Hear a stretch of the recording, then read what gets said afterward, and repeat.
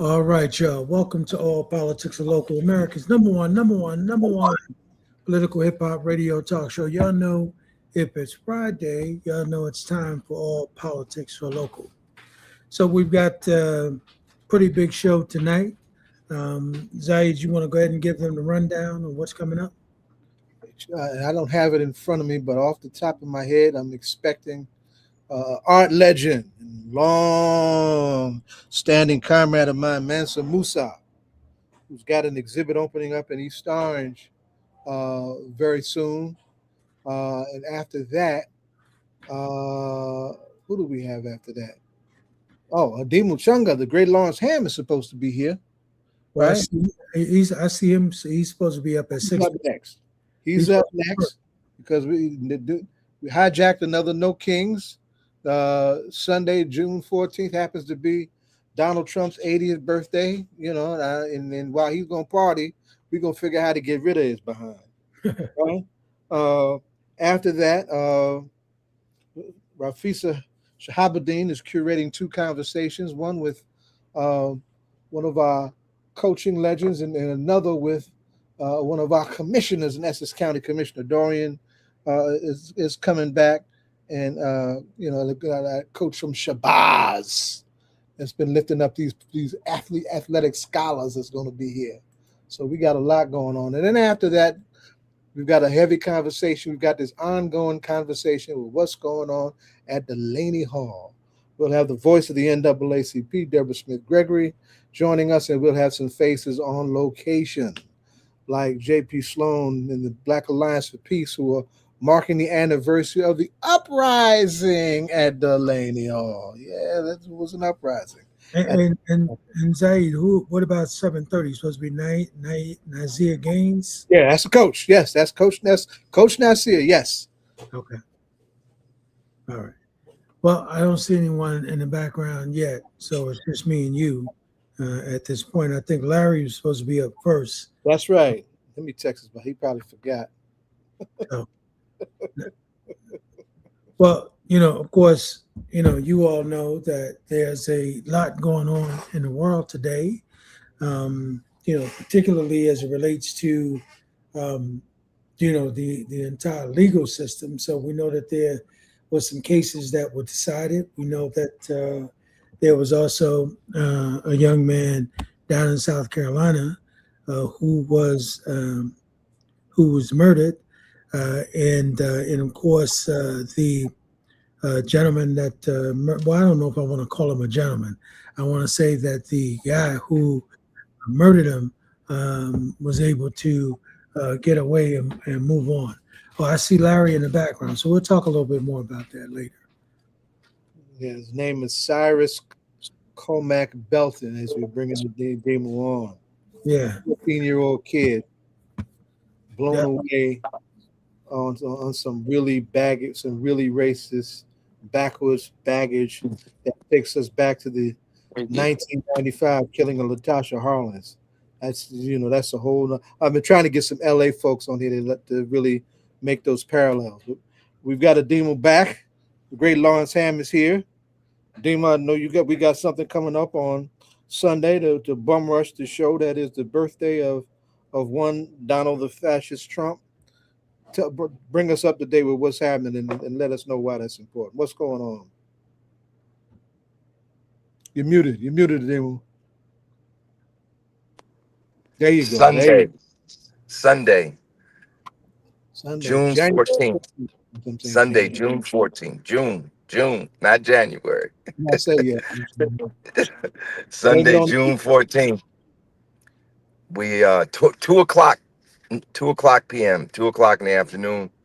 We're having the End the Trump Dictatorship March and Rally. Sunday, June 14th, 2:00 p.m. at the Rodino Federal Building, which is 970 Broad Street in Newark, New Jersey. We're going to meet there. We're going to rally there. And we're going to, of course, counter protests against this sham celebration that the Trump administration is having. Ostensibly is supposed to be to celebrate the 250th anniversary of the United States, of the founding of the United States. But we really know that this is an orgiastic, narcissistic celebration for Donald Trump, uh, and it really is a disgrace to the country. I mean, it's the 250th anniversary of the country, and how do you celebrate it? You have a gladiatorial fight on the White House lawn. you you set up a UFC fighting ring on the White House lawn. I mean, it harkens back to the days of Nero and the days of Caligula and all the other decadent Roman emperors. And also, they're using it as an opportunity to try to propagate this white supremacist historical narrative of the founding of the country.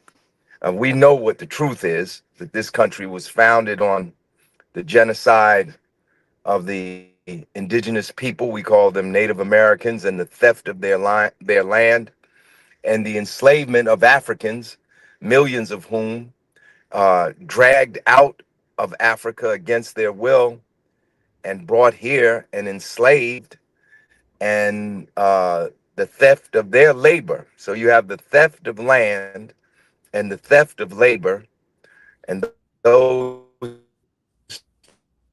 two commodities, and laid the basis for the agricultural revolution and then the industrial revolution, which made this country uh, one of the wealthiest nations on the face of the earth. So we're going to be counter protesting against this sham celebration. We're going to be exposing the. I think we lost Larry. You muted, son. Knocked himself off. I think we lost him. Yeah, this is. Let me just say this as he tries to come back on. Hopefully, I hope he figures that out. Um, no Kings. This we started to call this thing No Kings 4, but the actual base, the organizing base of this No Kings network is actually doing something else on the national front, and just some select cities who think it's important to seize the moment and to continue the protest rhythm of No Kings are doing what we're doing on Sunday. So I want to say that.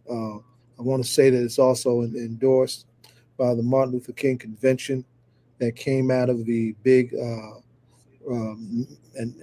march and rally that we did soon after Trump was elected on Dr. King's birthday. We had a coalition that's still meeting, still working, and still has things on the horizon. So it won't be 12 of us. It'll be a bunch of us, right? And we're letting ain't nobody happy about this clown being happy on his birthday with all the harm he is creating locally and internationally. There he's back. He's back.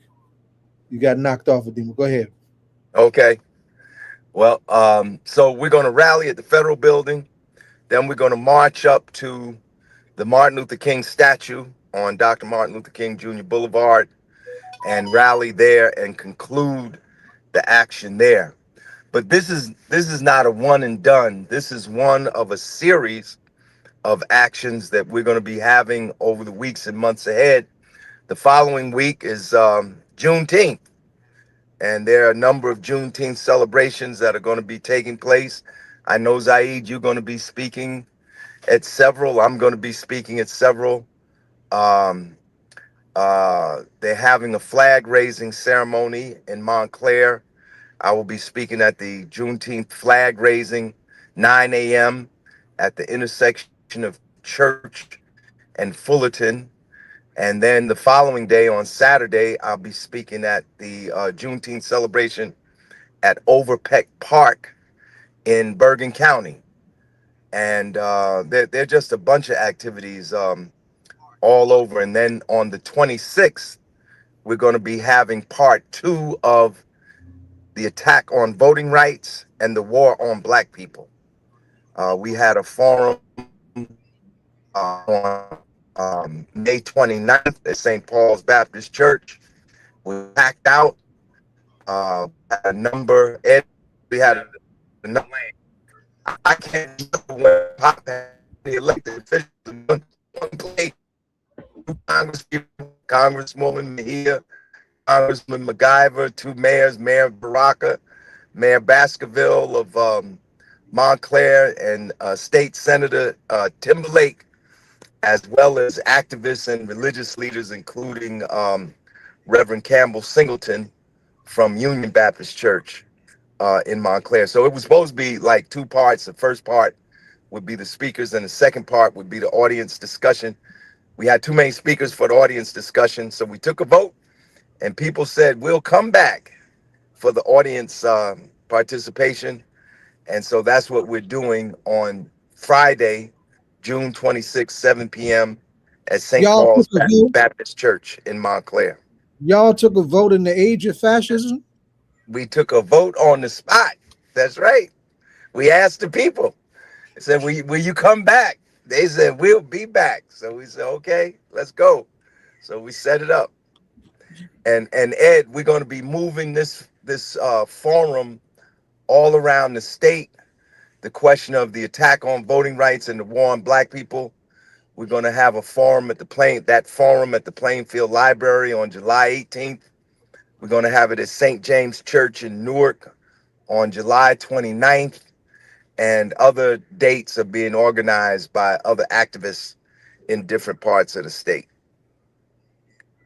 Let me ask you a question, Larry. Can we talk a little bit about the war on Black people? Because I posted something this week that talked about the state of Black people, right? Mhm. Well, what is the state of Black America, particularly with all of the attacks and murders that are now happening with our young people? So what is the war on Black people? I know, obviously we can talk about the redistricting that's happening, but it's much larger than that, Larry. Oh yeah, it is a multi-dimensional, multi-pronged attack on Black life in the United States. It is an attempt to roll back every gain, spare none, every gain that was made during the civil rights movement and the Black Power movement. They are attempting to take those back. So the obvious one is the political one, right? Because most of the audience heard about the attack on voting rights by the United States Supreme Court.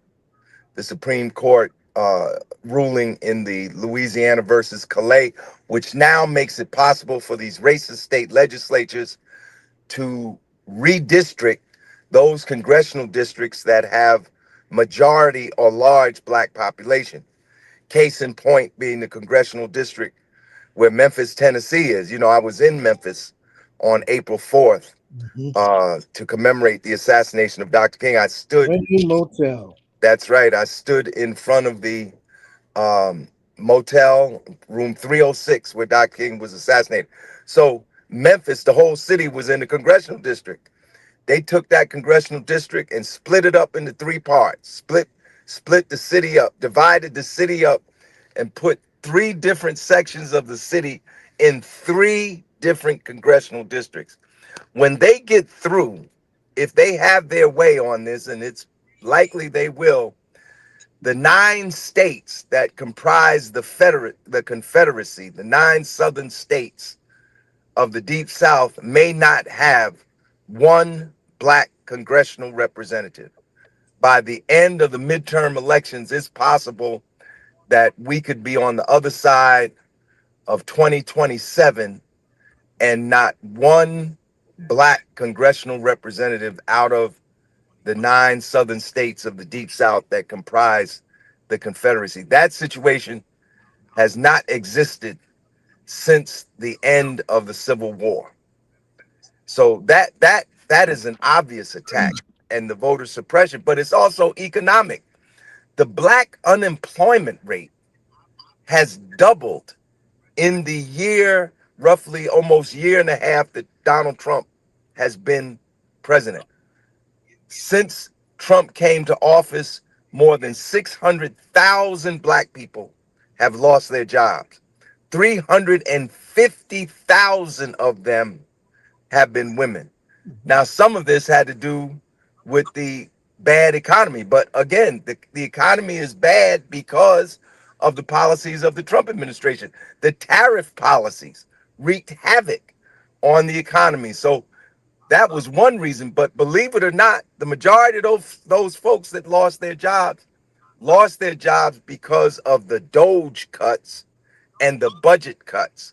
Literally several 100,000 black government employees lost their jobs behind the shenanigans of Elon Musk and Donald Trump and Doge. And then we have this situation. We have the political, we have the economic, we see the situation. Now, people talk about how terrible ICE is, and ICE is terrible. They are Donald Trump's Gestapo. But everything that ICE has been doing is what the police have been doing to black people. Black people are still the biggest victims of police brutality in the United States. A black person is 3 times more likely than a white person to be brutalized by the police right now, today. And on top of that, you wouldn't know it from reading the newspapers or listening to the news. Black people are still the biggest victims of racist and biased violence in the United States, because we've been hearing about so many incidents dealing with other ethnic groups, racial groups.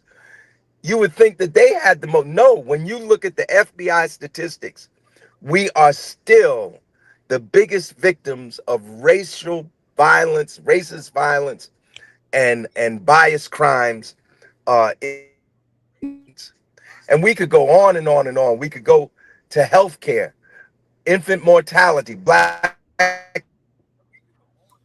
is 3 times that of white infant mortality. Black maternal mortality. We have rates of black maternal mortality in the United States that are higher than the maternal mortality in poor third world countries. Right here. And I'm talking about in parts of New York City, in some of the cities from New Jersey, and on and on and on. So in every aspect, political, economic, social, cultural, look, they're trying to eliminate black history. Period. Eliminate. They are locking up teachers in Florida and in Arkansas for deviating from the school curriculum and trying to teach black studies. They have banned nearly 500 titles. Books relating to black people have been banned in states across the country. They have eliminated black history in many of the public high schools, and they have either cut back or eliminated black studies departments on college campuses. I actually read about an incident, I believe it was at a Mississippi university, where they told the black students that they couldn't have a black student newspaper because of the Trump policies on DEI, diversity, equity, and inclusion. They told the students at a university in Florida that they couldn't use the word black for their Black History celebration. How you have a Black History celebration? You can't use the word black, or you can't use the word, you can't use the term African American. How you gonna have a Black History celebration? It's crazy. It's like a kind of madness, a kind of racist fever dream has gripped the whole country. The whole country is mad. It's not just Trump is mad. The whole country has gone mad. Do you know that European countries are counseling their citizens and telling them to take extra precaution when they come to the United States of America? Oh yeah. Because there's so much violence on the streets of the United States. It's crazy what's going on. And Larry, in what state are they? I heard you say they're locking up teachers in Florida. Yes, Florida. And what other state? Is it just Florida? Florida, Arkansas. I know I've seen cases in Florida and Arkansas where some teachers were fired. Some teachers were arrested Wow. because the state legislatures passed laws. I mean, people are not keeping up with what's going on because the news is so the news is suppressed. The algorithm. Yeah, I see what he's trying to say. I think you froze. So he's saying if the algorithm is actually being suppressed, so Yeah. that this particular Happen information. black people, but in You Florida, froze for a second, Demon. Go back. the only freedoms to teach Black history since they won't teach it in the schools. Hey, Larry. Hello, hello. Yeah, Yeah, you went out a little bit. Did I freeze? Yeah, she did. So just rewind what you said. You all right? We here. Ed was asking you about the states where I still there? we hear you now. Yes, sir. Ed was asking you about the states where some of these incidents took place with these teachers, and you were getting ready to respond. That's when you froze. You there? Yeah, Yeah. you can hear us. Now he can't hear us. Can you hear us? I can hear you. Oh, okay, go ahead. Yeah, I can hear you. All right, so Ed was asking you Yeah, about so that what you were laying out with the teachers. right. But it's an attack on all fronts. It's political, it's social, it's cultural, and it really is, in a manner of speaking, a counter revolution. This is the theory that brother. We dropped him. We lost him again. Oh boy. And he Right? was on. There you go. Back. His books. You get ready to mention somebody's books, and you dropped. And on and on and on. And we're in a counter-revolutionary period here. They've been going after the 14th Amendment, right? Birthright citizenship. Yes, They've been going after birthright citizenship. That's the 14th Amendment. 13th and 14th Amendments were the Civil Rights Amendments. That come from us. So Larry. That's right. So here's the thing, right? So we know all of this is going on. Is it just a few of us that know this? Because it doesn't seem to be the necessary uproar that should be happening in the Black community.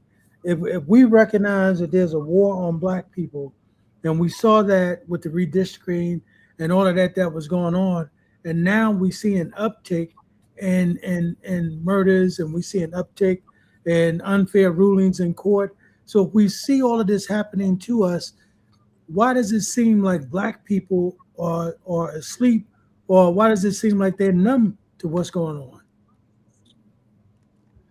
Because some are asleep. Some are asleep. Some are numb. But some are on the move. And we got to try to work with the folks that are on the move and gather together the folks that are on the move and integrate them into a fighting force. Integrate them into our ranks. And so that we can become a stronger fighting force, because that's what is required of us in this particular time. I was having this conversation earlier today with someone, and he was saying, that at the point that we should be at our strongest, we're actually at our weakest, and we have to reverse that situation. Right, because I like yesterday, right? Day before yesterday, Wednesday, I went to my grandson's graduation. Now, my grandson graduate from pre-K, right? They had a little moving up ceremony, right? And I was sitting there just thinking how my grandson may not have the opportunities that I had, because the Supreme Court ruling on affirmative action has already, and the ruling is not even 2 years old yet, the Supreme Court ruling on affirmative action has already caused significant decline in Black enrollment on college campuses. Indeed. That's a policy decision. That's a policy decision, you know, and that's politics, because the president appoints people to the Supreme Court.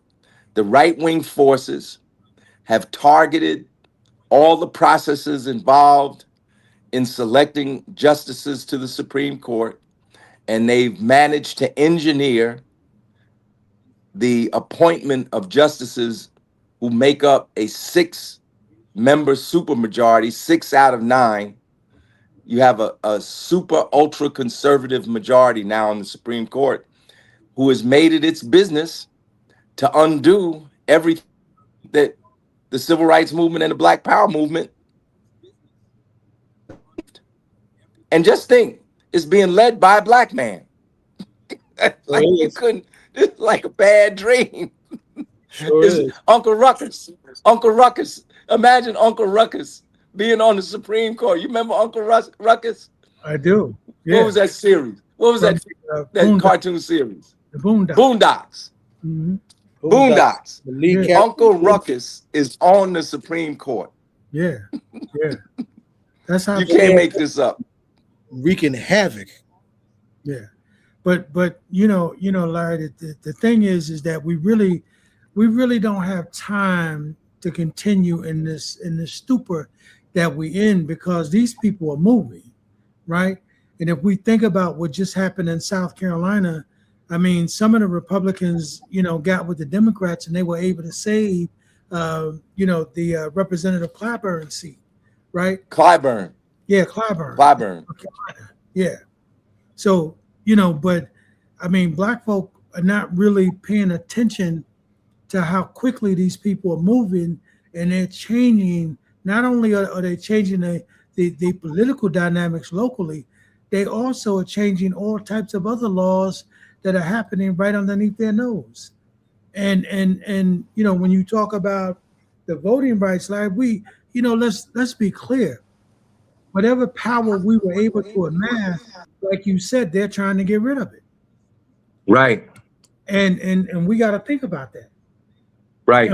And we don't have time to continue in this level of stupor that we in, and we need to be having serious dialogue. And I think without a doubt, Larry, white folks are not having any problem screaming white power. We seem to be having a problem screaming Black power. Right. Out of fear of being called racist. That's right. To even mention that. We the ones being discriminated against and catching hell. Yeah, right. And if you even mention that, people are afraid. Oh, please, I don't want Donald Trump to come for me. Oh, I don't want to get my pension. Oh, I don't want to get fired. I don't want to go to nothing that's called Black. Can you call it something else? Come on, man. I mean, what's going on, Larry?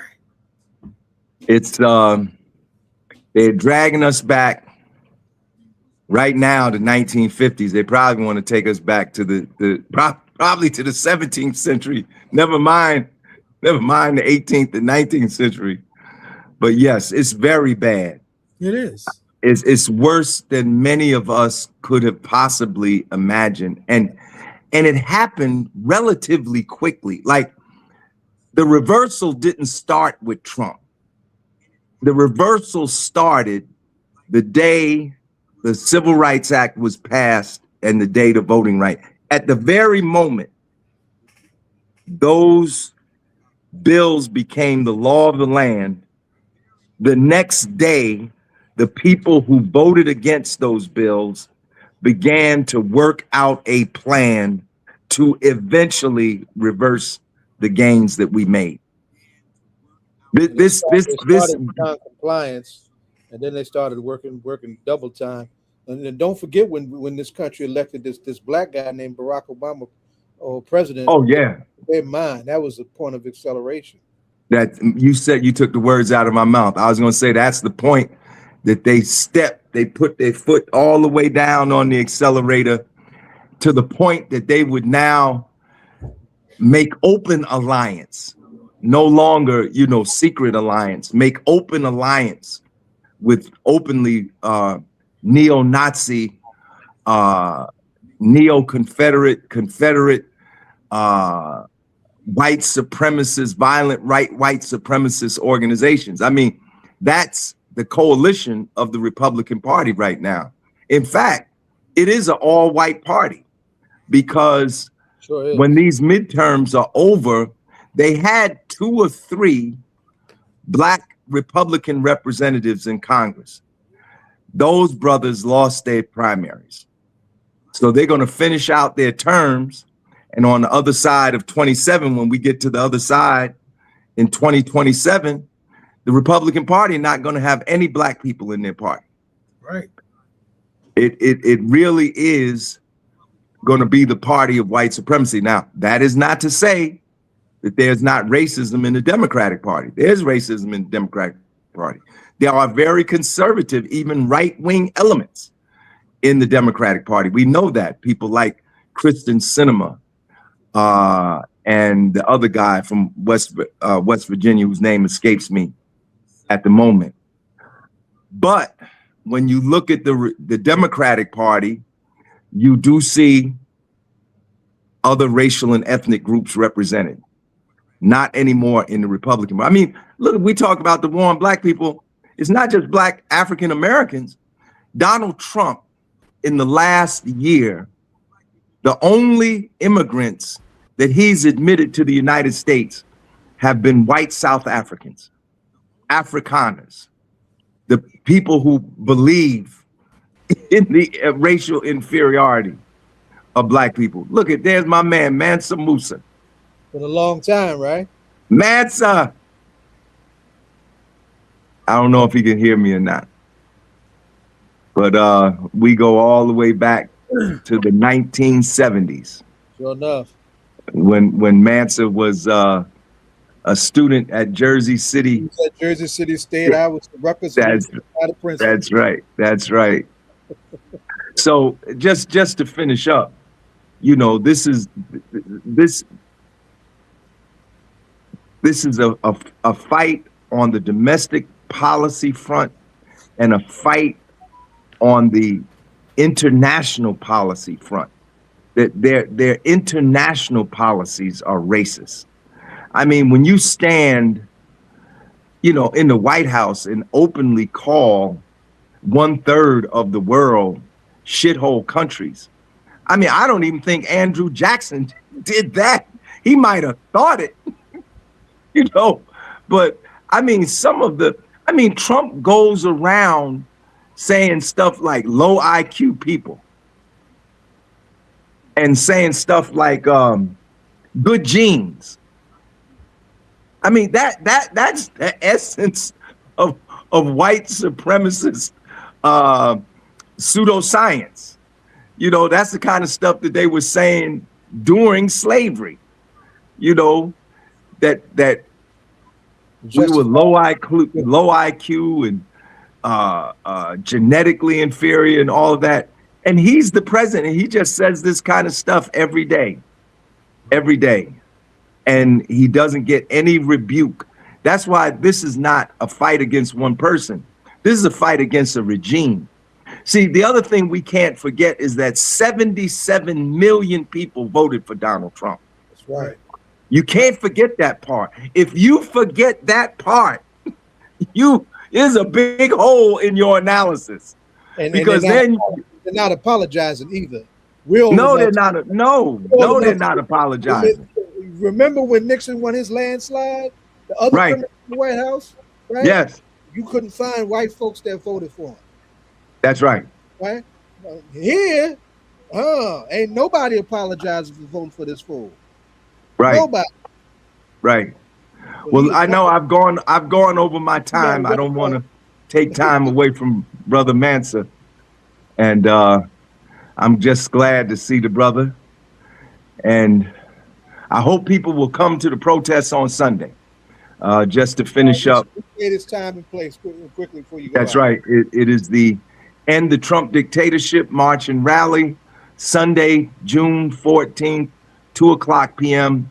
at the Federal Building, 970 Broad Street, New Jersey. Everybody come out and let's make sure that we protest against this sham celebration and also against the racist, fascist, and draconian domestic policies and oppressive foreign policies and imperialistic wars abroad. Just want to also mention on July 2nd, we're going to do a public reading of Frederick Douglass's speech, "What to the Slave is Your 4th of July." So this is going to be a collective reading. If people want to read a couple of pages from the speech, we invite people to come and read. We invite people to come and listen, and we'll have more to say on that next week. Thank you. Thank you for having me on. All right, Brother Demon. Power to the people. All power to the people. All right. That as a monologue. Did it for WBAI years ago. Great Gail Walker produced it for her show, and she had a show on BAI. Mansa K Mussa has come. Welcome back, beloved. What's going on? Mansa, can you hear us? I think he's having trouble hearing us. Can you hear us, Mansa? I can't hear you. Uh-oh, that's a problem. Can you hear me? We can hear you okay. Go out, switch browsers, and come back on. Ed, see if he can hear you. Can you hear me? Yes, I can hear you now. Okay. All right. Can you hear Zaid? Say it one more time, Zaid. Mike, can you hear us now? Can you hear me now? Zaid, I can't hear you. Yeah. He's having a problem. Go out and change your browser. We'll see if that'll work. He didn't hear me. Say that. He didn't hear me. So Zaid is asking you if you can go out and come back in. Go out. Yeah, change your browser. You want me to, okay, log off and come back in. All right, I'll do that. Right. All right. Hold on. But listen, Zaid, I think that what's happening to us, man. Well, I'm saying I was going to jump in, but go ahead. What's happening to us, and I mean what's happening to Black people. I think that, you know, we're walking around like we're in a coma, man. You know, and we gotta. I think it's a lot of things. One, I think still can't hear you, Zaid. Yeah, that's crazy. That's crazy. So Zaid, you want to go out? Technology. I'll go out. You go out, come back in, Zaid. I'm going to let him. Wait a minute. So he can hear I got you. Come on, brother. We can hear you. We can hear you, sir. All right. Peace. How are you, brothers? What's going on, beloved? What's going on? Still doing this work, man. Still doing this work 50 years later. Incredible work, too. Now, let me open this conversation in this way. We wanted to spotlight, of course, the new exhibit coming up in East Orange. But, you know, a little while ago, on September 25th, somebody who I knew well and was a huge personal inspiration to a whole lot of us, named Asada Olubala Shakur, left us for the land of the ancestors. And just a couple of Saturdays ago, under the auspices of her only child, Kikuya Shakur, and some of our daughters in struggle in the New African Independence Movement, there was curated a moving memorial, the official memorial tribute to our beloved sister. We did a local one, as we do, and as we did many years ago when her book came out. We did one just on principle. We just jumped out there and did it, right, for the benefit of our community and those of us who are new love her here.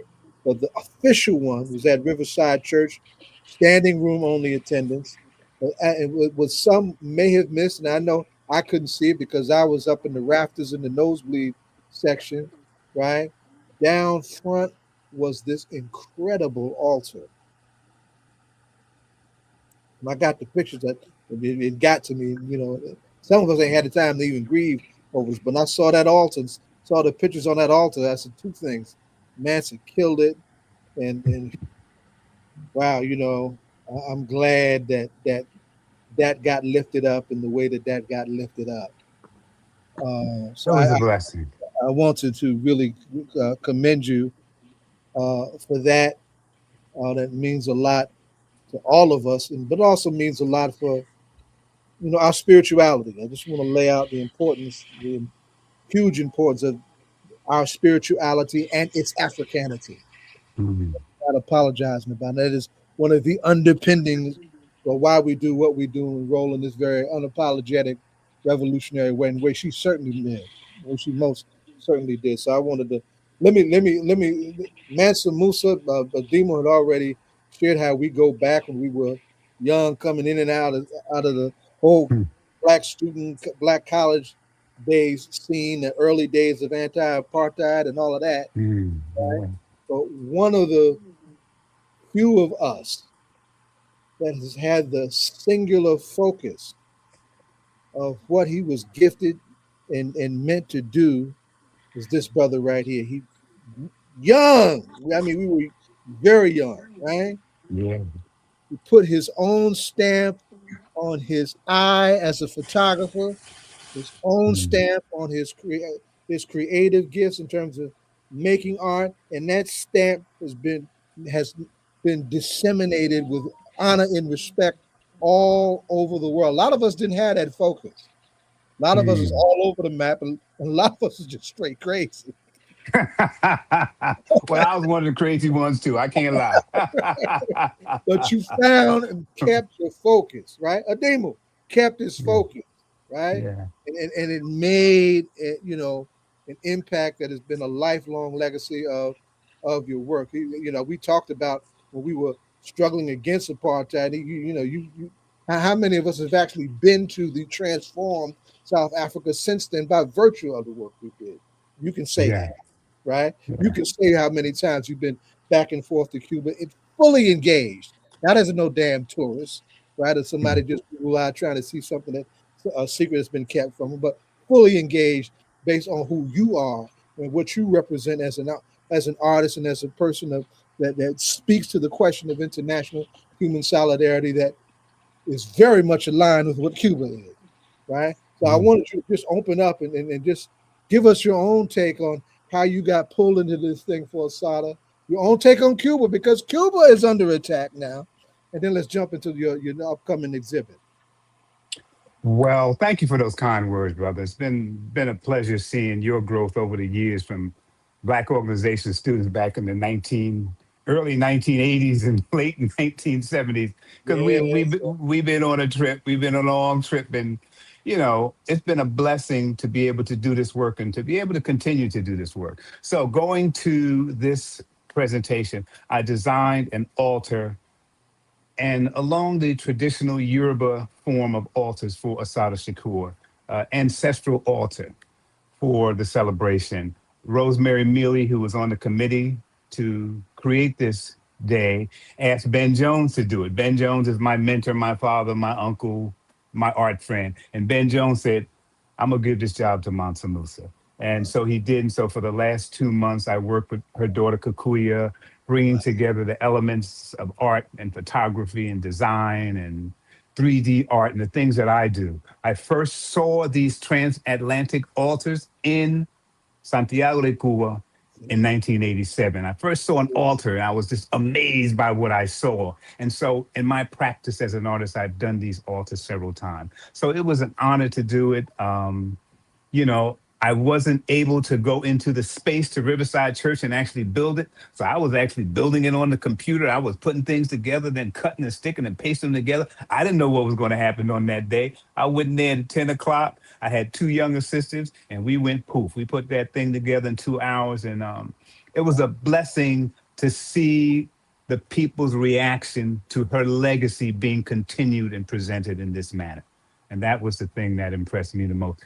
After the event was over, the security guards were telling people, y'all got to go. You ain't got to go home, but you got to get up out of here. But people kept coming down and they had to take photographs because they had to document this work that they saw. And it was a privilege and a blessing. I met Asada once in Havana in the 90s, and she's an inspiration to all of us. So it was my duty and my great privilege to continue her legacy in this artistic manner that captures the essence of not only her, but African spirituality and how our people continue to move our history forward. So thanks for those kind words. When was the last time? When was the last time you were down on the island?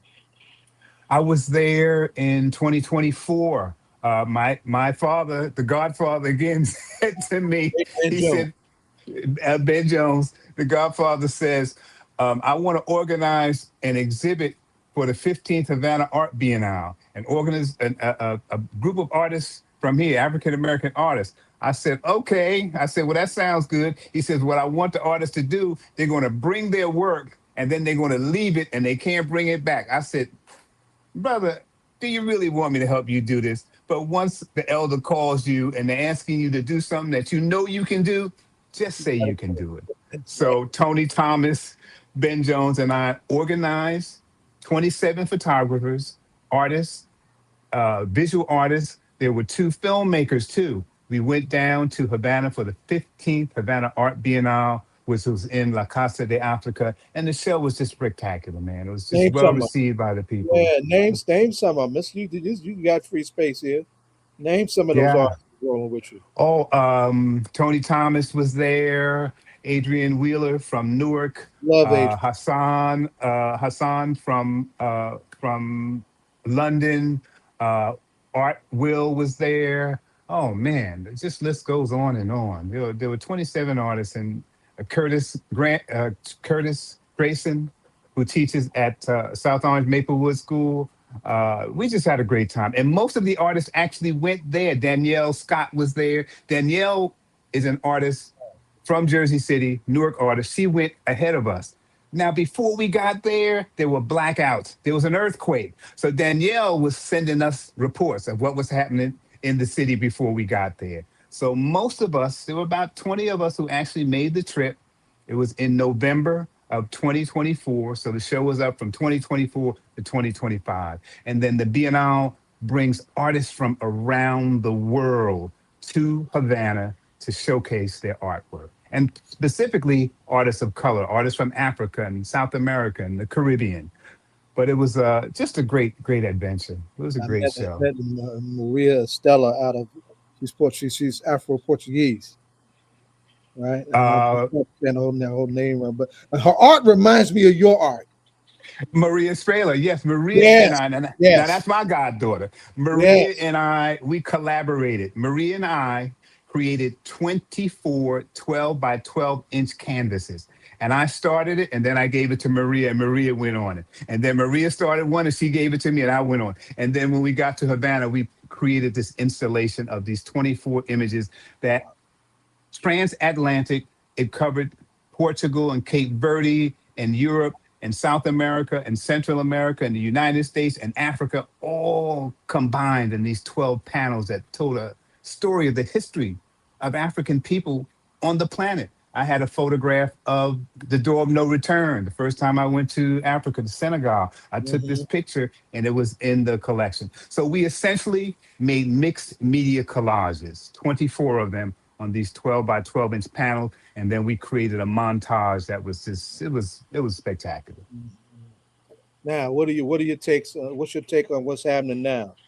The island's being threatened like never before. We're under a lot of pressure, but at the same time, they're some of the most amazingly resilient people on this planet, and they're so Yeah, yeah. loved and beloved because of so much they have given in spite of their hardship that they've been facing. What are your thoughts on where we're at now? Well, I think the demonocracy has devised another ruse.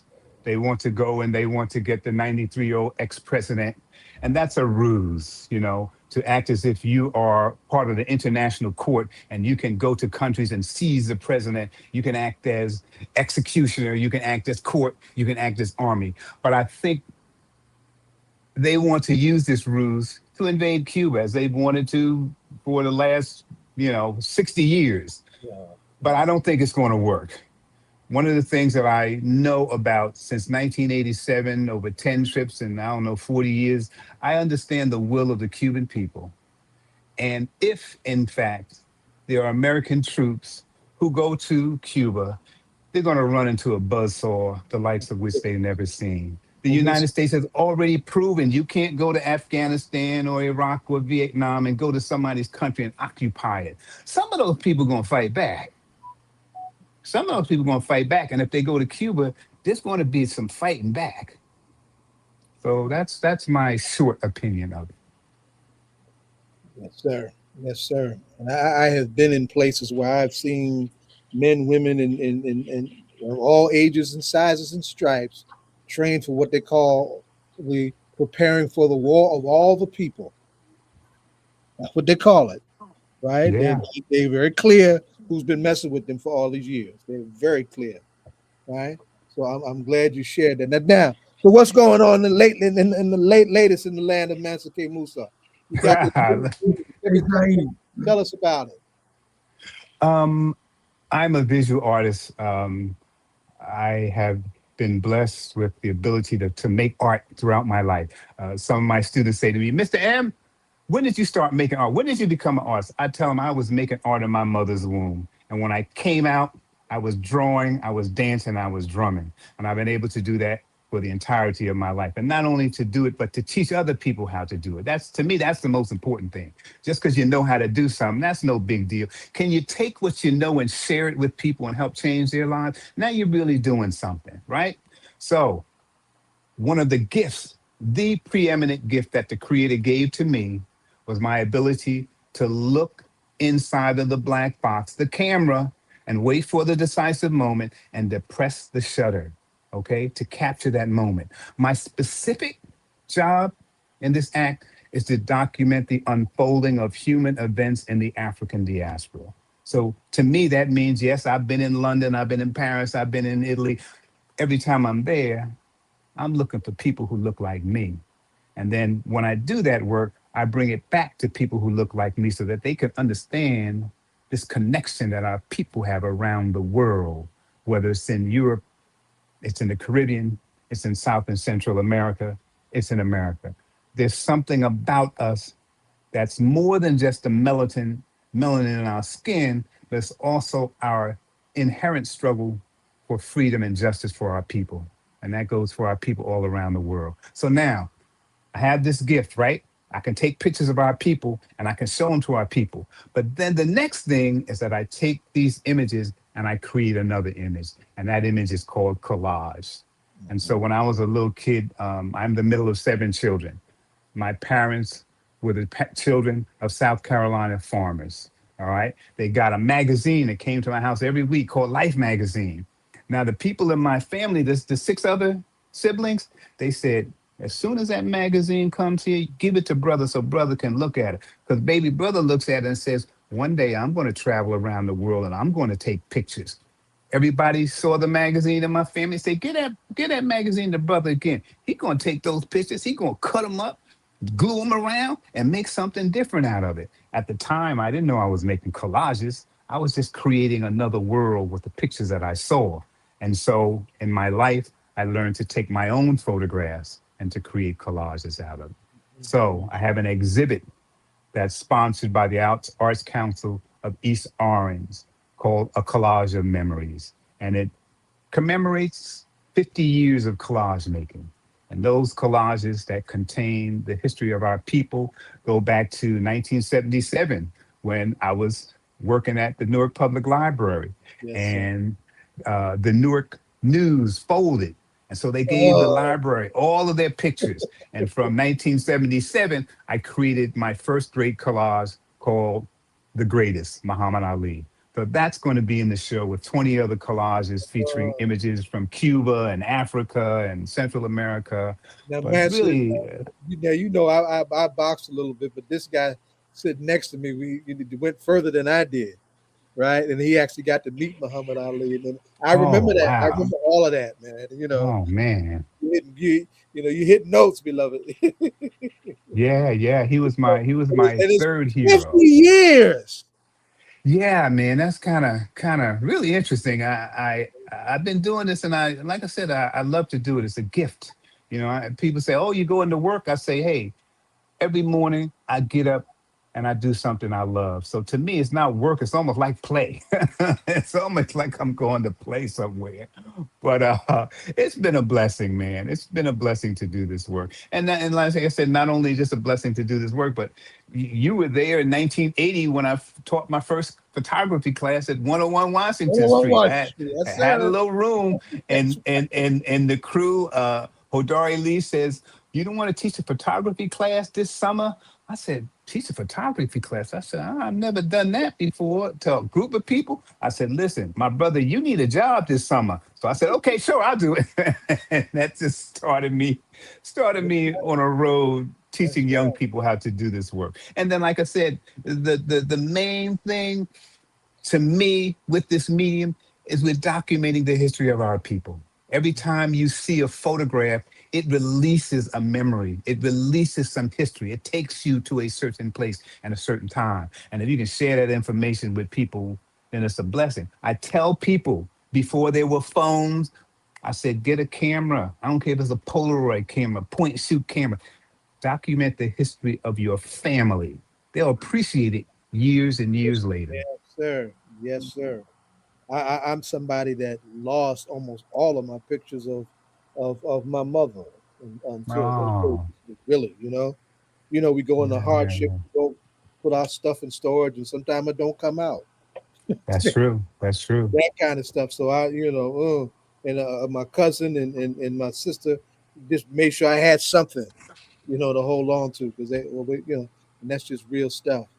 Uh, so when is the exhibit start? How long is it running? Is anybody else featured in it? Who else is in it? Nope, it's just me. It's a solo show. It's a one-man show. So it's Right on.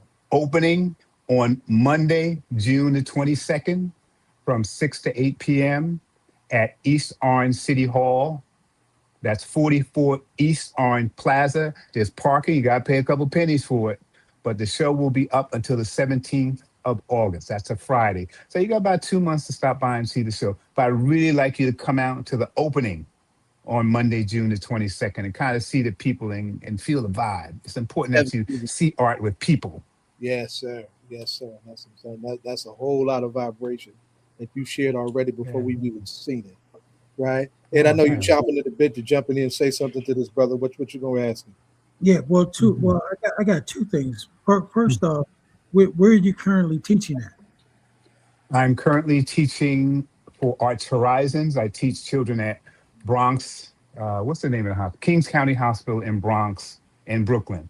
I teach teenagers under inpatient psychiatric care, which is a Wow. most challenging work I've done in my career for the past 10 years. I've been teaching at Kings County Hospital, but the most rewarding.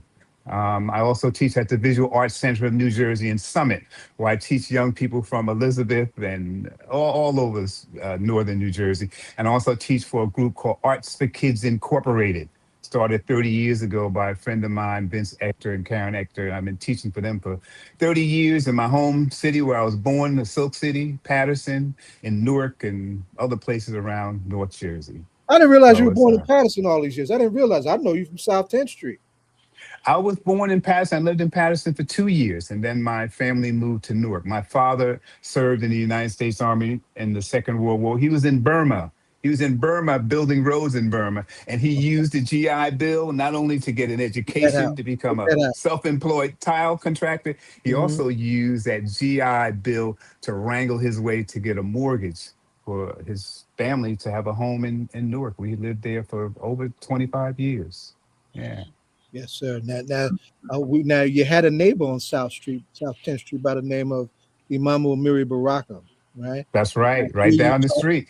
and I hear you talking about the deep emotion and passion that comes from teaching. What do you want to say about how Imamu has affected us, especially those of us who are not just radicals, but who are artists? Yeah, he was an example for us, man. He was an example. And then, one of the things about artists, and Ed, we need to get to your second question too. One of the things about artists is you have to have courage to make art. You have to have courage to speak your mind. You have to have courage to say, yeah, I'm going to do this installation for Asada, and some people may not like it. Well, you know what? That's too bad. sometimes you're going to have to take the weight. And Amiri showed us true courage, and then not only in his work and the plays and the poetry, but in the way he lived his life.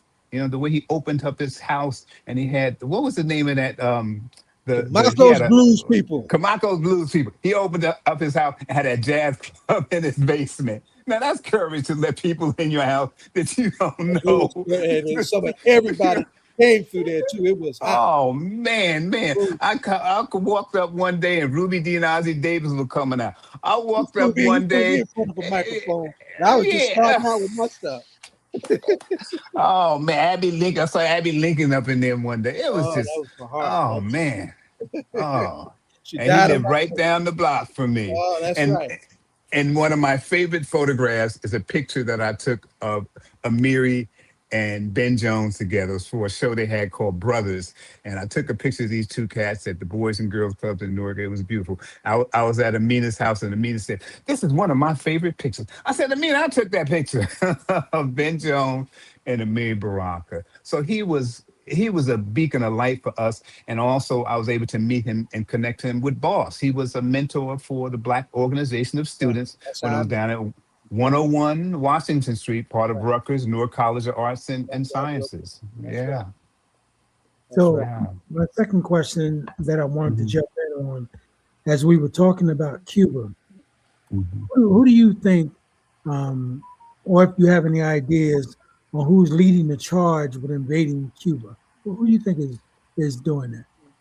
Well, I think the orange one is. The orange one. He wants power. And that's, 90 miles away from the United States. That island, not only is it it's a cultural bastion, but it's a geopolitical bastion. Okay, it's the biggest island in the Caribbean archipelago and closer to the United States. If you want to defend the United States from anything that's happening in the Caribbean, South America, you need that island. You need to have that island. That's why they wouldn't been in control of it from the 60s, before the 60s. So I think the orange one is obsessed with it. I think he's obsessed with it, and he obsesses over things he knows he can't have. So that's what I think the impetus is behind it. And then go ahead, Zahid. You all right? Keep rolling. But the thing is, once you go there, and I've been to Cuba from New York to Los Angeles, I traveled across the island in the same way as you would travel across the United States. Vast resources on the island. Vast resources that if you could take American money and put it there and tap it, you'd be rich the way they were prior to the revolution. If you can control that place, you got a gold mine. So the orange one wants the gold mine. How much do you think Rubio is playing a part in that? Because one of the things is they've said that ever since Rubio and his family had to move out, that he's always wanted to go back and move out the regime that was in there. Well, I believe Rubio is his well-placed puppet. He's carrying out the edict of the orange one. I refuse to say his name. I'm sorry, but he's merely carrying out his edict as a puppet. But there are people who lived in Cuba who had power, who are gone, but they pass that information down to their children of what it was like and what kind of power they had on that island. And to this day, they still want that power back. It's not going to happen, but I think Rubio is, as his puppet maker, he's got the two things. He's got the U.S. government behind him and what they want to do, and he's got his own personal history and heritage of his families having lost what they had there, and this wanderlust about, we're going to get it again. Right. Did I answer your question? You did, because that's Okay. obviously I think that's one of the main motivations with Rubio, because I don't think Donald Trump is really that smart. I know you don't want to say his name, but I don't think he's that smart. I think Rubio is probably selling him on that, and obviously, anywhere that he can go and steal people. Same way Netanyahu so Trump behind on Gaza and Iran. Right. Go ahead. Right. And anywhere that he can go and steal resources, because as you hear him talk now about Iran, He's talking about putting people on the ground so they can go in and steal the resources and what that would mean financially or monetarily to the American people. I mean, just absolutely incredible. So, Yeah, yeah, absolutely incredible. Yeah. yeah. But we got one final question for you, my brother. And Yes. of course, you know, we are a political hip hop radio talk show. Mm-hmm. I don't know if you've been, you know, on any of your travels, if there's any conscious hip hop music that you're listening to, or anything you listen to in the hip hop genre that keeps you motivated. What are you listening to? Wow. Right now I'm listening to Outkast's 25th anniversary Stankonia, which is just, Oh, it's just a blast. Those cats, they was great. okay. They got Miss Jackson on there, which is Yeah. just, somebody messed up. You better go apologize to Miss Jackson about what you did to Oh, her Miss daughter. Jackson, and for real. Yeah. Yeah. So that's what I've been listening to, their 25th anniversary. And then, I don't call myself a hip hop head. I'm a jazz head. But I Right. do know, and I told these children, I taught for the Newark Museum for many years, and I taught a group of kids at American History High School. So our focus was on hip hop. And I told them, I said, listen, this music is more my generation and belongs to me more than it is you. Because when I was 16 years old, up in the Bronx and in Harlem, I heard them people scratching them records. I said, what's wrong with them? They messing up them records. Right. I said, this is my music. And we did a program on Is Hip Hop Dead?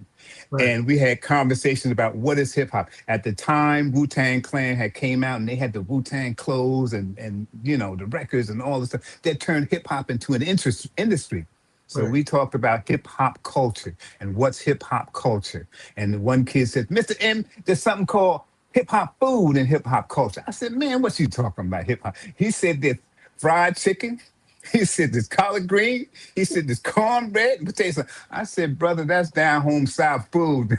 That's not hip hop food.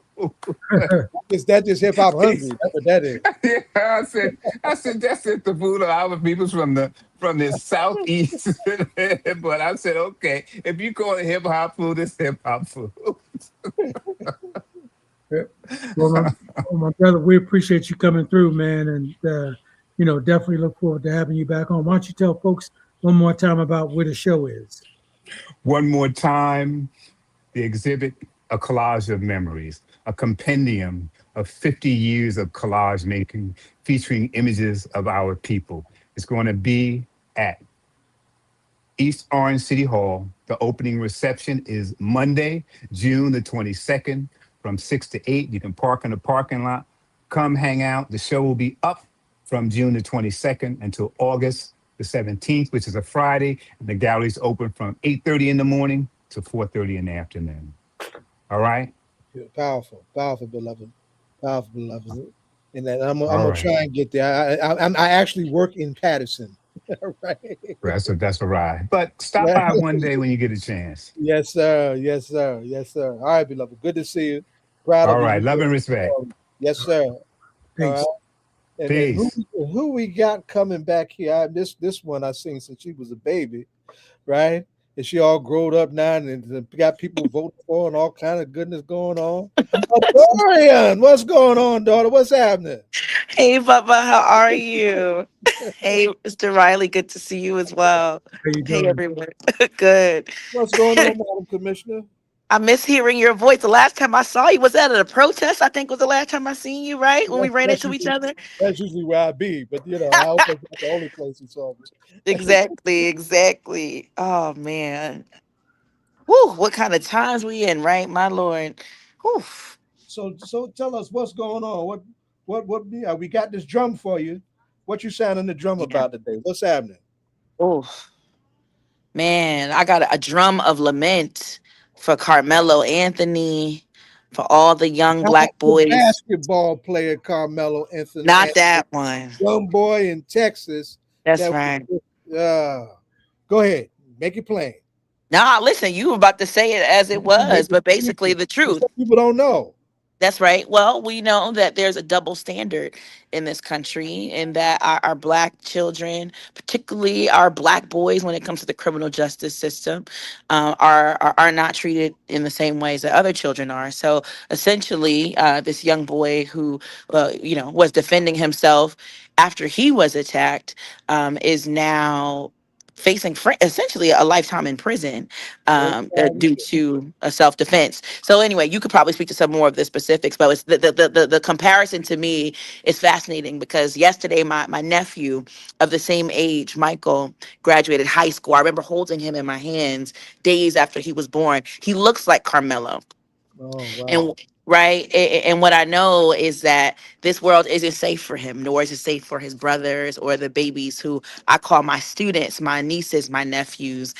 They don't see them as children, they see them as threats. And so yeah, my prayers are for young Carmelo. My prayers are for the parents of Breonna Taylor. Breonna Taylor would have been 33 just a few days ago. For all the young black, brown children who are not treated as they should in a country that does not live up to what it ought to. So let me ask you a question. As you started talking about what's going on with young people in this attack that seems to be on them, and particularly as we talk about Carmelo Anthony. I mean, what do you think that says to young people who are in schoolyard fights Mm. and then get into a situation where they're trying to defend themselves against folks who don't look like them, and particularly in a community that's not a black community? What do you say to young people as a young person yourself? I mean, what do you say to them? Do they defend themselves? Do they not defend themselves? Do they allow other people to just harm them because it's not their community? What do they do? I wish I had the answer. All I know, though, is that ultimately and this isn't just a young people thing, this is a grown folk thing too, because a lot of times we as adults, we are traumatized, and sometimes we react when we're supposed to respond. Right now, of course, I'm not speaking to that particular situation. I think that's a bit different. But what I will say is that we have to train not just our young people, but our parents, our caregivers, our whole communities to understand that when things hit the fan, and often they do, we are not held to the same standards of accountability as other communities are. So we have to look out for the long game in moments of frustration and moments of sadness, in moments of anger. But what that also means, though, too, is that at the end of the day, we have to be able to really make sure that we're talking to each other, right? I look back at this young, beautiful boy and his family. This is a good kid. And in a split decision, things 3.8 change. school average scholar athlete. That's what I'm saying. And he is a human. He's a human. And so, right, from what I read about the story, something difficult happened. I think the boy put his hands on him, if I read it correctly. And in a split second, a reaction changed his whole life. And so I can't play God and say that he should have done this or he should have done that. What I do know, though, is that the system needs to be just when it comes to our children. And because it is not, we got to think a little differently at the same time. And so this is just an unfortunate situation, and it's also not lost on me that the other family's baby is in the ground, right? And so it's complex. There's no easy way to really talk about it, but we do need to hold our young people, we need to hold our families, we need to keep our folks in prayer, and we need to fight for a better justice system that treats black people the way it should, because there would not be an America if it weren't for us, right? It needs to treat us with some equity and equality because of that. Let me run this, but let me throw this by you, and then I want to, bring you back to, what actually is bringing you here, and that's the whole question of young people participating and voting and so forth. Mm. But and I haven't seen him in a while. But Michael Cord, who's a black lawyer in Philly, Mm. is on the matter of Carmelo. Yeah. And he said, he had an all-white jury, and how many black folks do you know do not want to sit on or participate in juries? Yeah. And I'm saying that to make a point is that Yeah, we need to do that. The Black I Panther agree. Party used to train people how Yeah, to sit on juries. You absolutely. don't realize that, right? Absolutely. How to tie a jury up. Because you Yeah. never know when you're gonna need a jury like that Yeah. young man needed one. Absolutely. I mean, to your point, I mean, you're talking about Texas, right? This is the key site of redistricting, the key site of gerrymandering, and actively making sure that we don't have Black people not only represented in Senate and in Congress, but who are literally residents in these high districts where it will be difficult for them to even be able to end up on a jury to begin with. And so, again, we're dealing with a multi-structural system that's attacking us from various ways, and that looks like the courts, that looks like the representation at the federal level, state level, and the like. And so, yes, we need to serve on jury duty, but I would argue, and I'd have to double check the numbers on this, but Black folks are registered to vote. We're showing up for jury duty, right? Like when we're called to it. I think the question is, do we have a court system that's actually going to make sure we have congressional maps, right, and state maps that even allow for Black people to be represented in the districts that they're showing up to jury duty for? So it's so many layers to this, and I'm glad you pointed that one out as well. Yeah. Ed, whatever happened to Batson? The case we're talking about, right? No, say that. You said Batson. I couldn't quite hear you. Anyway, Ed is a lawyer, right? I was actually Yeah. looking at Ed. Batson was a case that said you can't use race to eliminate jurors from sitting on a jury. They do it anyway, Mm. but Mm. the fact that it's there, I've been just raising that hypothetically, just to for sake of advancing the argument. Well, I'm glad that you spoke to that, though. I watch a lot of legal dramas, and as I was watching them recently, I learned how much, certainly depending on the case, but how much discretion the lawyers have and who can even be a juror on certain cases, right? There is a lot of work that goes into making sure that only certain people can even show up on that particular Research juror. is huge. 1000%. Because I can imagine it was an all white jury, but I don't know if there's only white folk who live in that county, right? And so, again, this is a multi structural issue that requires a multi structural response. And that looks like, being responsive to jury duty, but that also looks like us advocating at the national, state, and local level for our representation and for accountability when that representation is violated. But one of the things that I mean, of course, I didn't really pay attention to the case. I mean, I heard about it just like everybody else. I see some of what's being written. I heard that there were 3 women that were struck from the jury, right? So I heard, Mm. and what it seems like to me, I haven't, really had an opportunity to study the case or take a look at any of the case information or anything that's out there.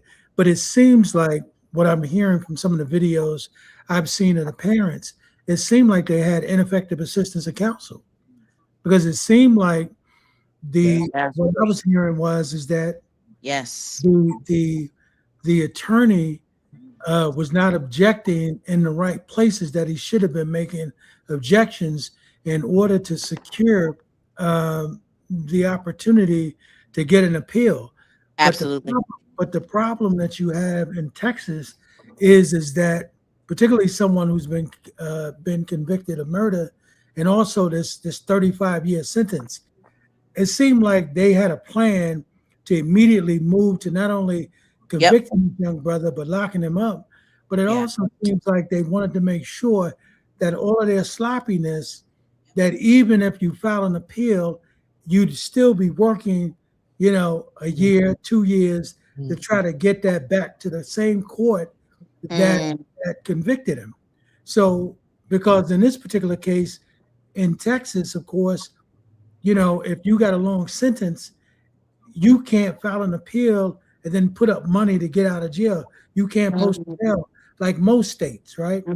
So you can file an appeal, and then if you get, if they say, well, in this particular case, it was a murder, so we want $1 million in cash. Yeah. So they raise $1 million to get him out. In Texas, they're saying, well, we don't care if you get $1 million. because he got more than 10 years, he has to stay in jail until he gets an approval on the appeal. I mean, which is absolutely incredible. It is, and it's. I'm so glad that you have that particular lens as an attorney. I'm wondering if you could speak to this. You look at Florida. I mean, even Texas. All these laws about self-defense and all the ways in which the court seem to jump hoops to make sure that the George Zimmermans and all these other countless names get to really run on that and say that no, this action, this lethal, unfortunate, outcome occurred because I had a right to self-defense in this state, and this was a product of that. And it seems to me, based on what you're saying, and obviously from the evidence of the case, that none of that applied to this baby, and that everything seemed to work in concert with, this court seeming to even work with his own counsel to support something that wouldn't serve in his best interest. It's fascinating to me. Why do you think that the self-defense piece didn't work in a case in a space like this? But that becomes a whole nother set of arguments, right? Because Mhm. From what I'm hearing, and I heard this from the parents, I saw a video that they posted. They said that the attorney that they had, and I don't know if this was a paid attorney, I don't know if it was a public defender, I really don't know. I mean, I haven't studied the case, but they said that the attorney was basically driving every response and every decision that they were making. So I don't even know if they were putting forth a self-defense case. I don't even know if that even came up. So there Wow. might not even been because I haven't heard the parents, I heard anyone say that. I hear people say, yeah, he was defending himself, and yeah, you have a right to defend yourself, but we don't know if that was what he put forth. We Mm, don't know if that was even the case. mm, So that's why I'm saying someone needs to go and do a thorough investigation. yeah. Someone needs to see all of the exhibits that were presented at trial, right? We need to see all of this. And so you actually need a group, and what I would suggest is that you take a group of young student lawyers who Mm, have the opportunity to go in and learn and say, you know what, we want to go in and we want to try and get all of the information we can, and let's study it. Because yeah. if the lawyer, because in my mind, if the attorney did not perform professionally on this young man's behalf, sounds like to me he That's had a great opportunity to file for ineffective assistance of counsel, because it Mm, don't seem like he's going to be able to get out of jail even if they put up money, because in yeah. Texas that's not going to happen. And I'm telling you, I wouldn't rule out. I do everything in my mind. I wouldn't rule out going and saying, you know what, let's petition Donald Trump. He's letting everybody else out of prison, right? Let's petition him. You Ooh, want to be in the good graces of black folks. Let's go petition Donald Trump, right? Let's say this young man had a bad trial. Donald Trump, he's bound to do anything crazy. Oh yeah, that's going to make me look like I'm a winner, like he's not a racist. right? And I'm telling you, I would put forth all of that, right? I would try everything, because the goal is to get this young man out of prison, right? That's the goal. And so that you want him to get a good trial, but at the same time, if you can get Donald Trump to pardon him, let's pardon him, right? I would try anything and everything at this particular point, because it looks like these people ran a sham of a trial, right? yeah. On this Yeah. man. And so I don't know, I haven't studied the case, so I don't know what the facts are, but I can Yeah. tell you what I've heard from the parents. I can tell you what I've heard from some activists, and I even heard from some people who said they saw the video. Okay. They said there's an Yeah. actual video Okay. of the entire event. Thank you. There's video that I did not know. Oh I my goodness. You said there's video. I wasn't aware of that. I heard from some of the Jesus. folks who actually saw the video, and they said that you can see on the video where now remember, this is hearsay, so but these folks are saying they saw the video, and they said you could see where this young man was probably about 135 pounds, Mm. but the people that were coming for him to jump him were at least 210, 220 pounds. And they said it was two twins. So Wow. I don't know, but let's say all of that is true. Let's just Yep. say, and it's difficult to say what you would do or I would do in that Yeah. same situation. It's interesting, and again, I don't know all the details of the case nor the actual story itself. So everyone listening, including you guys, take what I'm saying as particularly subjective, in some cases, don't take it as full truth. But I'll say this: I don't know if whose team lost or won, but it was my understanding that there was type of a game situation. As someone played sports in college and in high school, and I played a predominantly white sport. I played lacrosse, um, uh, varsity lacrosse in college, and then in That's not high school. necessarily a white sport. Let me tell you something. I said predominantly white. Today it is. Of course, I know it's Native American Yeah, historically, but yeah, listen, predominantly, yeah. Jim Brown, Oh, I know great Jim Brown, athletes of of the 20th course, century played lacrosse. I had of lacrosse players in course, my family. yeah, I got a baby cousin that played. He was a absolutely. all state athlete with that. Anything we want to play, we can play. Anything. And again, predominant does not mean exclusively. So you're right. But predominantly in that most black people, including Yeah, your family member, he's it is. probably one of two black kids on his team. I Yeah, mean, that was the case for that's the me. It hell was it the is. same for every case. But what's interesting, and maybe he could relate to this, your family member, but like when you're playing these sports against teams and there's not a lot of black people, or maybe, you could have a lot of black people on your team, but the other team doesn't, whatever it is, it can be interesting the racial dynamics that can emerge, particularly when you're playing against a team that you either beat or you are more competitive than. So we have no idea what could have been said between teams. I mean, it's just so many layers to all of this, and my heart breaks for both families. Truthfully, it breaks for the family that's burying their son in the ground. It breaks for Carmelo's family who is losing their son in another way to the carceral system, and we have faith that we'll get him back. And there's a national, I dare say global instinct, to really protect this baby. Gives me faith that things are gonna come back from this, but it is difficult because as so I think that was my mom who just put Always the as mom. one of the comments, yeah, you people have a natural instinct to protect themselves. And what happens when some people are protected when they protect themselves and others aren't? And I'll say this though, what's interesting, we like to talk a lot about how young people don't care, young people are disengaged, but that's not true. Young people online, they're talking about this issue, they're talking about other issues as well. I just was meeting with all the black student union leaders at the county schools literally just last week. Our young people care, they're involved, they're engaged, they have something to say. They've got something to say, and we've got to give them space. We got to give them space to grieve the Carmelo situation and the ways that this remind them of what happened with other people. And we also got to give them spaces to lead, because in the face of all the darkness, they are still showing up. They're still showing up. No, well, let's make it plain. That's what brought you here today. Let's talk about that. What's that look like in Essex County? What's happening? Well, the whole question of voter turnout. Oh, we got young folks voting at 16 in Newark public schools and whatnot.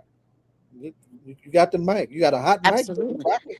Yeah, I mean, you know more than most, brother, that Newark is, to me, I call it the Wakanda of New Jersey. We know we got vibranium pumping in and through our state, and I think it's particularly replete amongst our young people, honestly. And when I think about the young people in Newark, we've been talking a lot about the school board elections and how for the past 2 years we have gotten hundreds, maybe even thousands of people registered to vote for the school, for young people rather have gotten thousands of people registered to vote, but hundreds of young people themselves at the age of 16 and over are registering themselves to vote in school board elections. And to me, that's a sign that our young people are on the right track, that they have something to say, that they care, that they're making their voices heard about who their superintendent is and what type of school lunches they get and what the policies are that govern their schools. I heard you guys were on with brother, Mansa right before, and you guys were talking about brother Amiri Baraka and sister Amina Baraka, and you think of the legacy of Beautiful. that family. I mean, they were young and they cultivated young people. They had schools, right? And so it's just, this work has always been an intergenerational movement. It's always been pan-Africanist. It's always been multifaceted. It's always centered the arts. Our young people are not just leading movements, but they're making music. They're making TikToks. They're creating, they're ideating, and their art is a part of their activism. And so I personally am particularly inspired when I think about the state of our young people today and where they're going, even though they're confronting so many challenges. I'm overwhelmed with joy. Well said. Well said. Well said. We had an election recently, a county election. That's right. And some new folks on, to work with you on the county commission. Any thoughts you want to share about the changing of the makeup of the set of commissioners that you're going to be working with? I'll say Essex County is one of the most diverse counties in the state of New Jersey. It's the second largest in the state.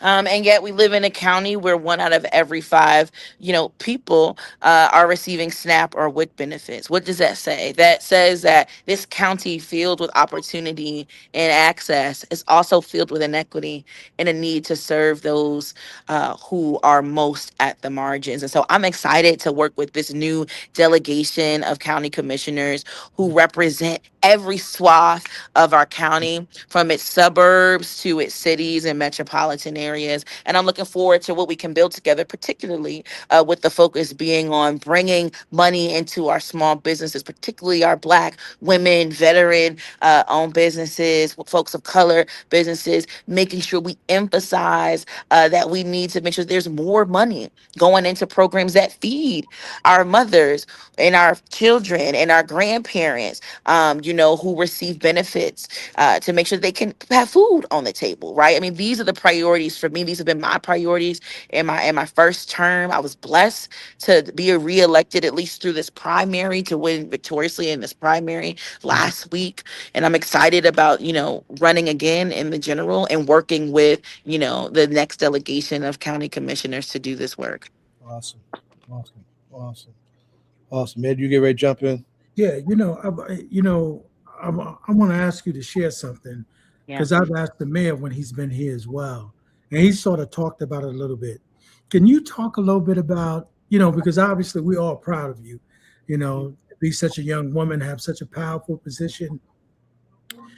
Can you talk a little bit about what those Saturday classes or those Saturday get-togethers with the mayor was like? He's talked about it, to have all of the young people come together, and of course you were a part of that, and Yeah. what you got out of that, and how important that is. Because even as I think about Carmelo Anthony, and I think about these young boys in particular, I think something like that that we can do on a Saturday with young men and young women would be valuable, right? To talk Absolutely. about certain skills that you've got to have.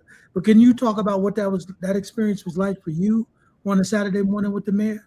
Yeah, I mean, the mayor, and I tell this story a lot, and I'll always tell it because you never know how God is going to speak to you through someone else. I had been taking my young people, and Baba's I think has heard this story, but I had been taking my young people from my organization She Wins, which is a nonprofit that I started for girls like me who lost parents or siblings to gun violence. And then in doing that work, I saw that there were so many other girls from across the city with various stories of survival and becoming, who said, "Oh, She Wins is a place that I want to be a part of too." So, I've had this group, this dynamic group of girls from all across the city, and She Wins. And I had saw an advertisement that the mayor was doing these pancake leadership breakfasts at King's for young people on Saturdays. So I said, this would be great to bring our girls to. So I started bringing my girls to this. I'm like 21, 22 at the time. I don't know the mayor personally from a can of paint, right? I had met his brother, Obalaji, maybe a year or so before. And I always give Obalaji so much credit because I had no place to run my summer program for She Wins. Every organization I went to, everyone I went to in the city turned us down. They were trying to charge us like $10,000 to be there for one summer, or just not letting us there at all. And I met Obalaji right in front of is that Hay Street Library one summer, and we were talking, and he said, "Wait, hold on." We're about to, and we just started talking. He's like, "Wait, you need a place for your program? My brother is about to become mayor. You should be at our Center of Hope for Girls," right? But anyway, I'm not putting two and two together really when I'm at the mayor's leadership breakfasts a few years later that like this is the brother he was talking about. But right? So the Right. mayor doesn't know me. There's none of this. And he gets to know me though from these leadership breakfasts. And literally it's from there where he's like, "Wait, you're a young person who we need to see more of. I want you to think about running for school board." Right. And I mean, and that's how this whole journey starts. And then, of course, a few years later, I have a And different that's and right. beautiful encounter with the Chairman Jones of Essex County Dems. And so, you're absolutely right. When electeds and when organizers and when lay folk and leaders and clergy, when we just give young people space to be, There you go. right? Things change. And when you throw a little food in there, throw some pizza, throw some pancakes, throw some donuts, Right. right? Right. That's how you get that hook. But no, my life was changed from literally being able to show up in a space that the mayor found it not robbery to make possible for young people. Yeah, he's shared that a couple of times on the mayor's forum. Yeah. Talks about you, and he talks Mm. about you being in that room and Yeah. what. And I think those things are important. I think that obviously we're extremely proud of you, because as you keep using the term, he didn't think it was robbery, and you didn't think it was robbery to go to those things on a Saturday morning. It was not wasted time. It Yeah. was obviously an opportunity for you to learn and for you to actually meet the mayor, right? Yeah. And Absolutely. and so most people, particularly in our community, we don't get an opportunity to touch an elected official like, Yeah. right? So that was important for you and important for all of those Yeah. young people that were there. And I think that we need to duplicate that. But I think that story that you tell is important. I think it's valuable, and I Yeah. think it would encourage other young people that when there's an Should opportunity, encourage more elected officials to be more connected too, by the way. that's true. We should do that, right? We should tell elected officials, particularly when they come in. Wouldn't it be amazing?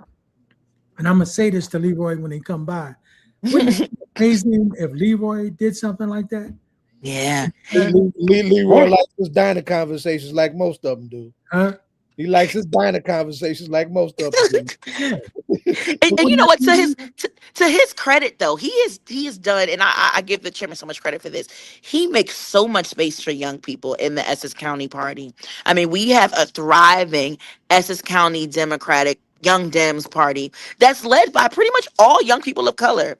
Jasmine Battellis is the president out of Irvington, right? A graduate of Irvington Public Schools. David Doughty from Arts High School, one of the youngest school board members we ever had here in Newark, is on their executive board, right? This is the Essex County Young Democrats. And our county chairman, he understands that you can't have a future if it doesn't start with young people. That's right. And so, but what you're getting at, though, that I think is a really important point, we have to get back to teaching people what civics is, how your voice matters, and how government works. The mayor was teaching us every Saturday in those that upstairs at King's. He had a whiteboard, and sometimes he didn't have a whiteboard. Sometimes he just came in with a book. So this is the book that I'm reading, and I want to talk to you about how Ta-Nehisi Coaster, Between the Worlds and Me, connects what we're going through in Newark. And so what does it look like for us as elected officials to, one, educate ourselves more, right? And not assume that a title means that you've reached the pinnacle of knowledge, right? That the moment you stop learning, that's the moment you stop living. But secondly, to really actually get into this work, back into the basement. We forget that some of the first Black schools started in the basements of churches. That's right. We were teaching people, right? What does it look like to go back to our roots as a teaching people? To teach people how their voice works, how it works in government, how to organize and mobilize to affect change. So I hear you loud and clear. Right. Can you imagine though that because one of the things the mayor shared on the mayor's forum with us, he said that the problem is with us, particularly in the community, because we have low information, and Yeah. particularly when it comes to politics and it comes to local politics. You know, he said the only jobs he said there are other jobs besides you running for the city council, like, you know, for example, Lord have mercy. right? He said there are other jobs, right? That's right. That's right. That we can run for, that are stable jobs, that are well paying in the city. The problem is we don't know about those jobs. The other issue is we don't know what those jobs do. I mean, you think about it. We only now know what commissioners do, part and parcel, because of you. Right? You're smart. Yeah. And you was the young one in there that got everybody's attention. Right. You know what's interesting? Sorry, I'm gonna let you finish your thought. Go ahead. So what happens is that all of that information has to be shared with other young people. So if you have a Leroy Jones, a Mayor Baraka, or other elected officials come on a Saturday morning and teach young people and say, hey, here's what politics is, or you have some attorneys come in and say, hey, here's the benefit of sitting on a juror. Here's what that means. That means your friend who get in trouble now, if you're sitting there, you can listen to the evidence. And now when it comes opportunity to determine whether your friend or your community member is going to go to prison for the rest of their life, you get an opportunity to make a decision on that. That's the power of voting. Oh, and by the way, you can determine who your mayor is going to be. You can determine who your commissioner is going to be. You can determine who your governor is going to be. So you can determine who's going to sit on your school board. So we're educated in that way. And then if you're hearing from the Mayor Barakas or the Leroy Joneses of the world, now you got people you can feel in touch. You can say, you know what? I want to be that one day. Yeah. Oh. You know, and if you have the ability to as the mayor said, he said most of the kids had his cell phone number. Right. So he said, now imagine these kids being able to call when they get in trouble. Right. Yeah. Now you got that kind of connection. It makes your life different. So when you go to school and you studying and somebody says, hey man, they talking about the mayor, you can say, you know what? By the way, I know the mayor. The Saturday class. See, that does something to you, right? Yeah.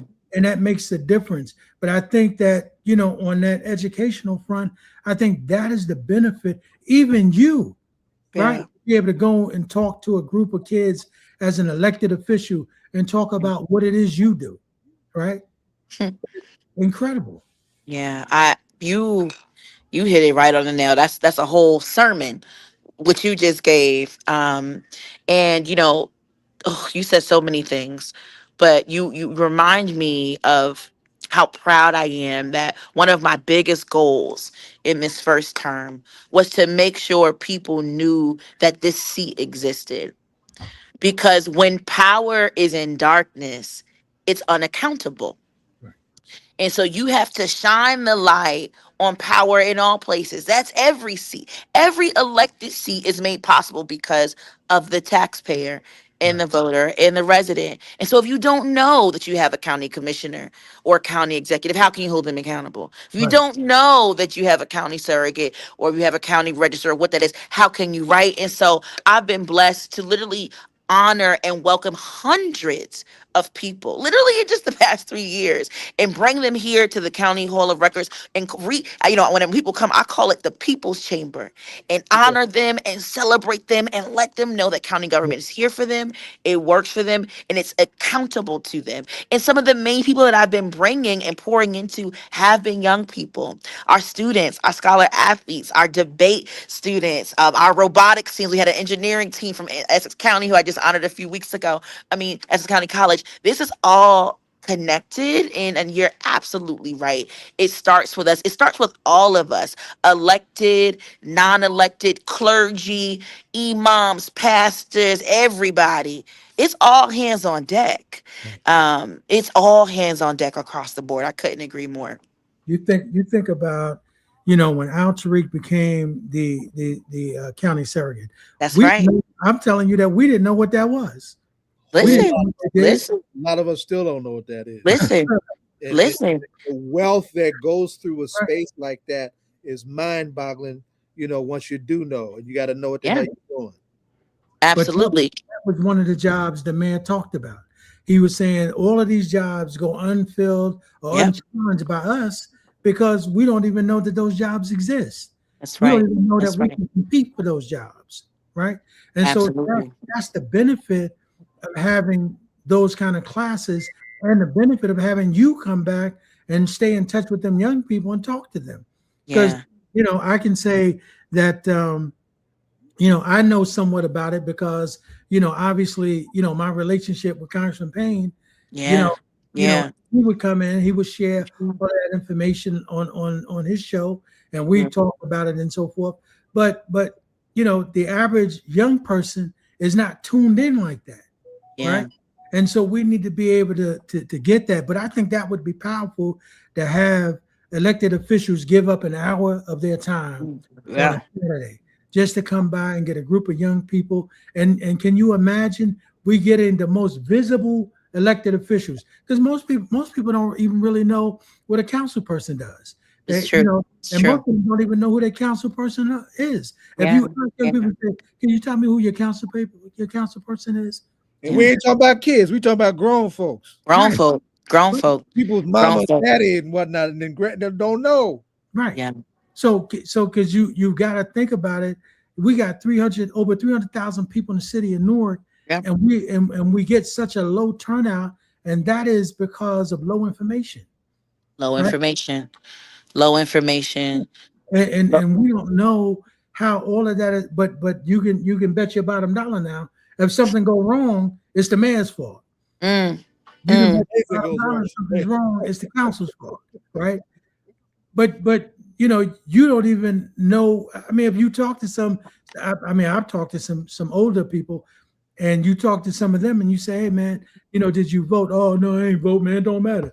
It ain't gonna make a difference." But as soon as something go wrong, as soon as you need a job, you're down in City Hall or you in front of the council, and it's their fault. Yeah. We got to educate our people, and we've got to do that better. So you're right when we talk about we've got to be, and maybe we need to call it something different than civics because Yeah. that doesn't sound like it's important to them. Or it sounds boring. Yeah, right. We may have to change the Uh, name. it does. No, I hear you. And you know what? Or something. Yeah. You know, Yeah. you come up with a Yeah. slick term. It's like young people. How you talk to some people and say, "Yo, I'm outside." You know, they get that, right? They know what that means. You know what I mean? Or you gaslighting me. You know what I mean? Mm, So they mm. come up with all these terms. Maybe we need to come up with a term that we can educate them based around that. You might be onto something. You might be onto something. And what does it mean to, I think of W.E.B. Du Bois's theory that he later problematized and rescinded that, and I would agree with this, the notion of the talented 10th, that there would be a 10th of the elite black folk who go to schools, etc. And there's an element of that that's completely, I think, off-putting, right? This idea that only, you know, certain folk But can baby, let me tell you vanish. something. Babies that 1903 and 1910, we 50 minutes off the plantation, and Jim Crow is lynching our behinds. We was lucky to get that 10%. So it looked good then. Well, But exactly. you rephrase that.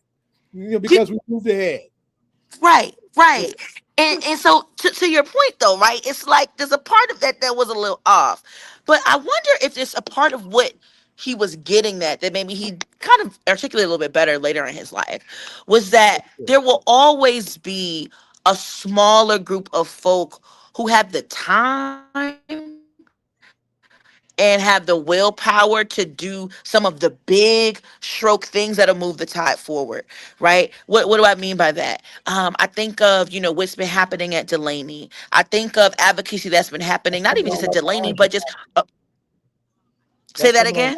That's coming on right behind you, by the way, Delaney. Okay, so I won't even dig into that too much, but I'll mention it, right? Like you have an unjust carceral system that first persecutes and primarily persecutes Black folk, poor folk, and of course brown folk as well. And then they use that, and as they perfect that system, who do they use it on? The immigrants, the detainees, the undocumented, right? But the people who have been fighting against this, not just at Delaney, but fighting against injustice in the immigration system, injustice in the criminal justice system that's happening across the street from Delaney, right here, right now, it's a small group of people in our country and in our state who's been doing the work to affect large change all the time. And so what does it mean? And y'all could maybe even help me, like, sit with this. I want to believe that one day everybody is going to read up on who their county commissioners are, who their county executive is, what their paroles and powers are, and the same with their city council and their mayor. But then I think there's a reality that there's always going to be folk who are busy and got to worry about bills and worry about other things. And they may not have time for that. But there will be a small group of people who are, right? And how do we support that concerted group of folk who's resisting, who's engaging, who's organizing, but also seeking to expand their numbers so that they too can become the majority? It's interesting, but I'm optimistic. I think there are more people than we even like to give credit for, who are really doing the work, who are asking the right questions, who are organizing, and who are holding folks accountable, and who are educating themselves in these major waves of misinformation.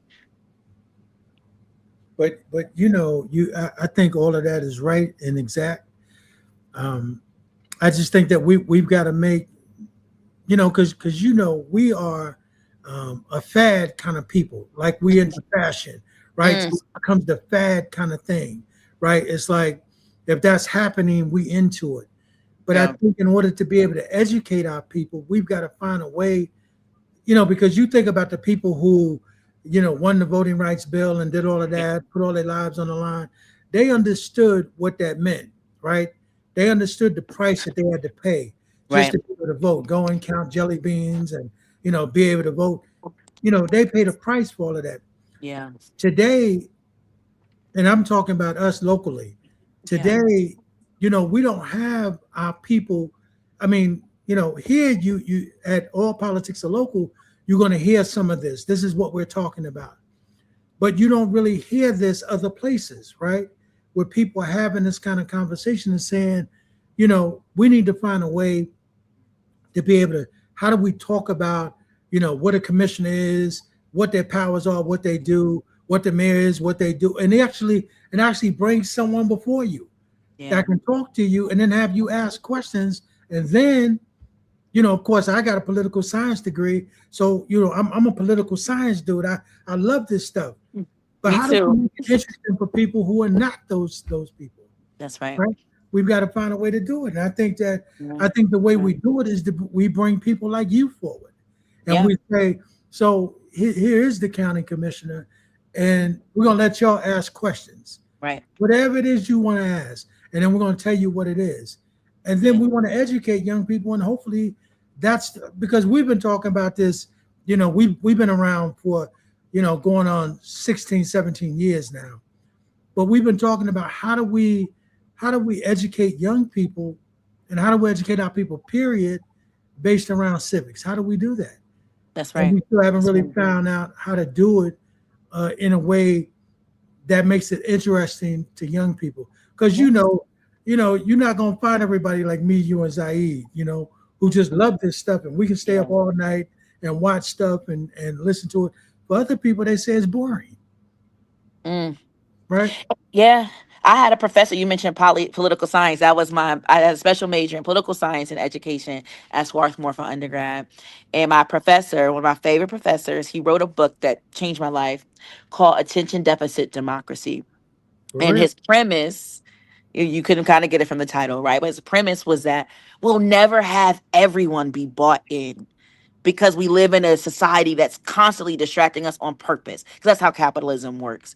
It wants us to be distracted and disconnected so that we can disengage from power itself. But what we got to do is always try and always never give up and always try to expand that small group of people Right. who will care. And so you're absolutely right. We have not gotten where we need to be when it comes to youth engagement. But there's a lot of folks who are getting more creative and who are listening. I mean, I'm really proud to, when I look at a lot of elected officials, myself included, right? Like, we're starting and currently have youth councils, so that way we're having policies and budgets and programs that are informed by the youth that are in our program.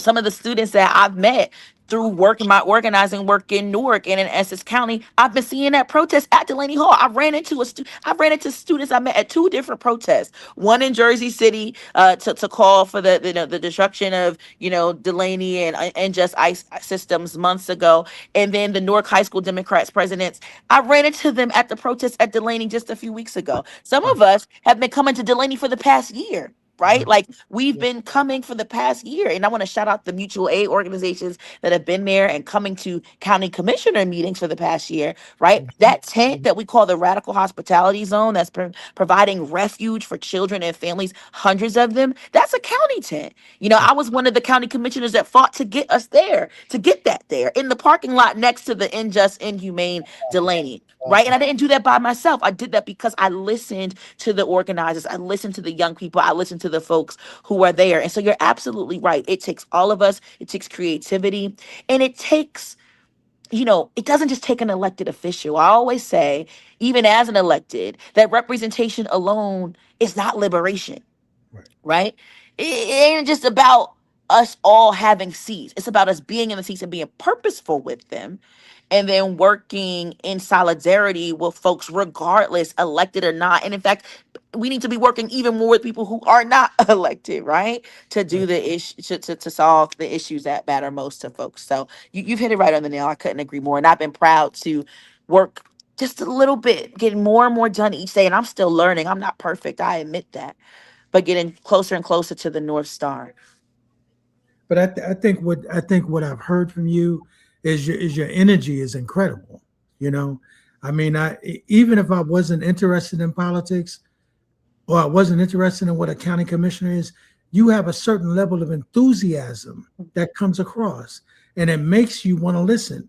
And so I think that, you even copying what the mayor did, and having your own breakfast in the morning, bring young people too, right? And sort of, have that conversation with them. Yeah. Because I mean, Zaid and I always talk about this all the time. We say that this is the drum, right?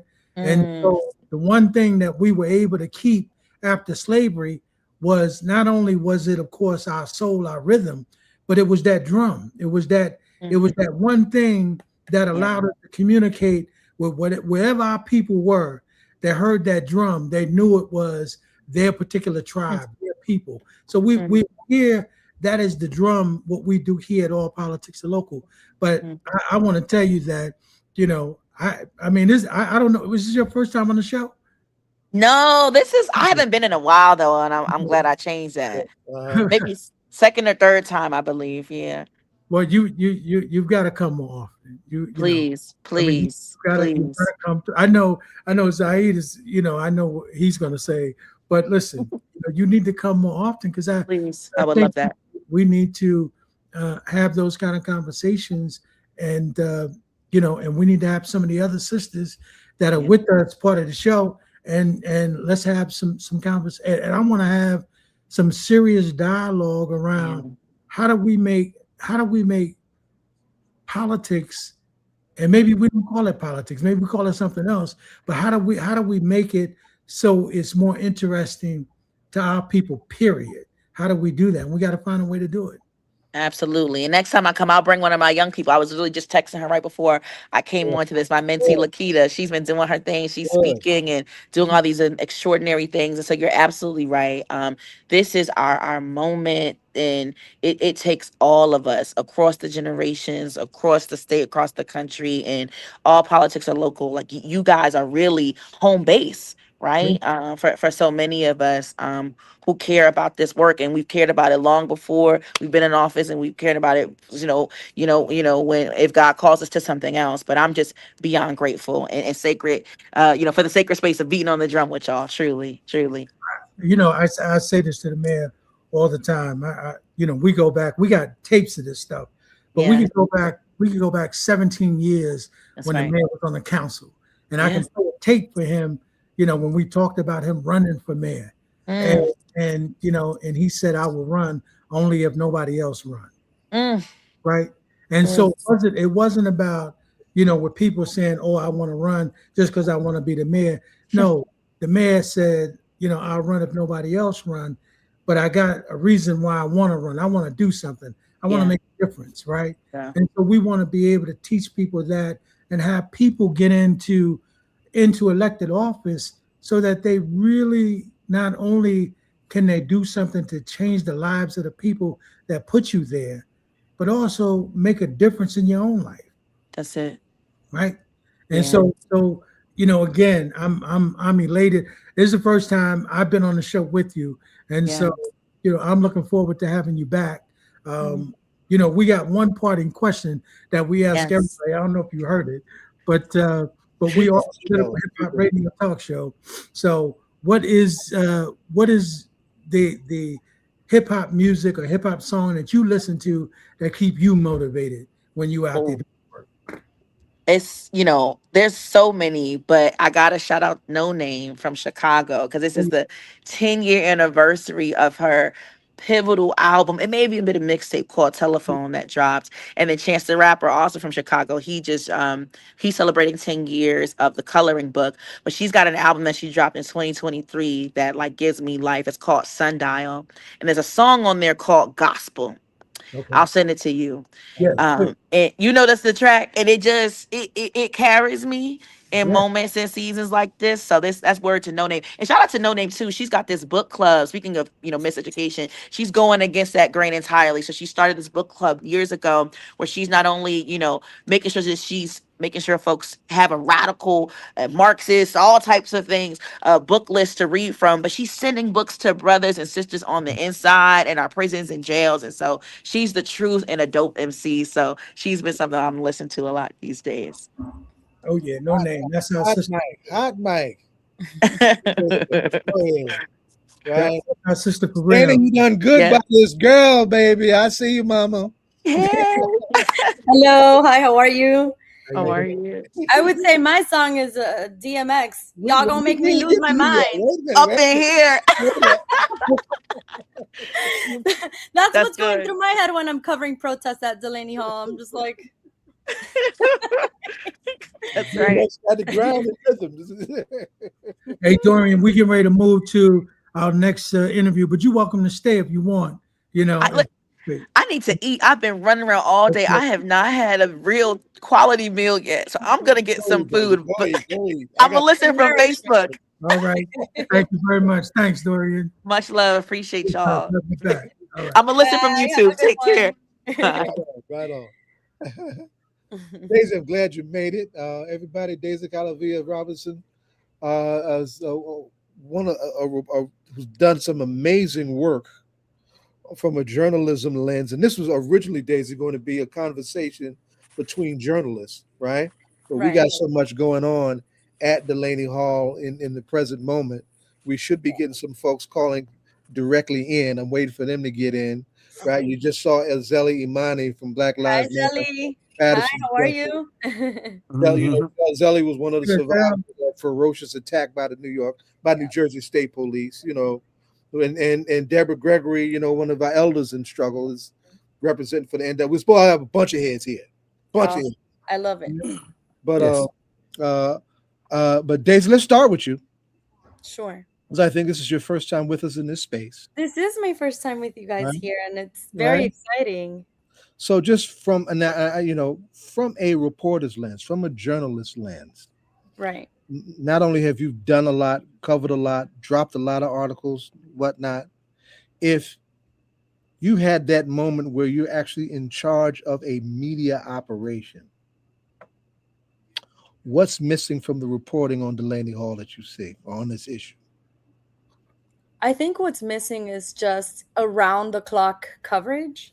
I think that we, are doing our best to always have eyes on ice, no pun intended. That's the name of one of the organizations, the immigrant rights coalitions that are on the ground doing amazing work. But I think just we're doing the best we can, and I think we're doing a good job, but I think we need to do more. We need to do more, and I think we need to have people on the ground even when nothing is happening, quote unquote, like in the moments that maybe aren't as action packed, maybe it's not the moment that Zellie's getting attacked, right? But we need to be there before it happens, we need to be there when it's happening, and we need to be there after. And so that's what I would say. Now, in terms of everything that you've covered, everything that you've seen, everything that you've shared by virtue of the access that you have with your own lens, microphone, and capacity to report, what has stood out for you in terms of being the most compelling? And I'm really talking from a human interest vantage point. I think for me, the most compelling part of this has been visiting people who are detained, actually going inside the facility and seeing for myself, what is it like in there? What is it like? What is the process like for a person trying to visit their loved one at a detention facility? And so being able to do that myself really has given me a different perspective. To give you an example, Martin Soto, he is one of the people who has kind of been at the center of this controversy, because his wife, Gabriela, has been very vocal It's in been amazing. criticizing what ICE is doing and really standing up for people who are detained and the abuses that they're facing at this time. And so because of that, that put a really big target on his back. And, he was transferred in secret from Delaney Hall to the Elizabeth Detention Center. And so after all that happened, I went with Gabriela to visit him in Elizabeth. And so I was able to see for myself the bruises on his arms, the bruises on his wrists, how swollen his wrists were because the handcuffs were so tight. I was able to see his legs because they shackle you by the hands, they shackle you by the feet, they shackle detainees around the waist as well. It's truly excessive. And so I was able to see the state that he was in just a day after he was transferred from Delaney Hall to Elizabeth. And so I would say that's what's made the biggest impact on me, visiting people like Martin and others who I visited and interviewing them while they're detained there. Um, just a firsthand account of what it's like. And I think that, people on the internet, it's so easy to say, this is fake news and this isn't happening. And he's alleging that they hurt him, but they probably didn't hurt him. And so just being able to see for myself that, what these people are saying is happening. He didn't hurt himself. He didn't cause himself those bruises, in all the different areas that he had them all over his body. So I really wish, that more people would be receptive to the truth, and I feel like right now it's so hurtful to me too, even, as someone who's reporting this news, when I pour so much into this work and to get, the amplify the voices of people who are in detention, just to turn around and have all these naysayers say this is fake, this isn't happening, it's propaganda, it's fake news. So We're in a tough period, and then and as the old head on this conversation, I want to apologize to some of y'all that we are in this space, and I don't think some of us who've been out here for a long time think we will be in this such an intense retrograde moment the way we are, but we're here. We got to lean on each other and fight our way through this, because it's in order for this to change. I'm gonna jump to JP. Well, that's JP Sloan from Community Movement Builders and Black Alliance for Peace. He's right on the scene at Delaney now. They're hosting their own rally that has its own significance, and I want to bring him in on, because then we're gonna have to let him go because we got to make noise, right? JP, can you hear us all right? I can hear you. Can you hear me? Okay. We hear you fine. We hear you fine. Tell us what's happening. Tell us what brought you there today. Yeah, peace, everybody. So, yeah, the Black Alliance for Peace and Community Movement Builders and a couple of other organizations have called for a rally today. And today is significant because on June 12th, 2025, about 50 detainees at Delaney Hall organized and had an uprising in which they were able to bust out a wall at Delaney Hall, and they were able to, a few of them were able to escape. Those ones who were able to escape were eventually recaptured and apprehended, but we are here to honor the resistance, honor that fight back that we so often lose sight of. And even when it did happen on June 12th, there was an outside presence, just like there's been an outside presence these past few weeks. And so we feel that it's important to be coordinated and courageous in this moment, both inside and outside.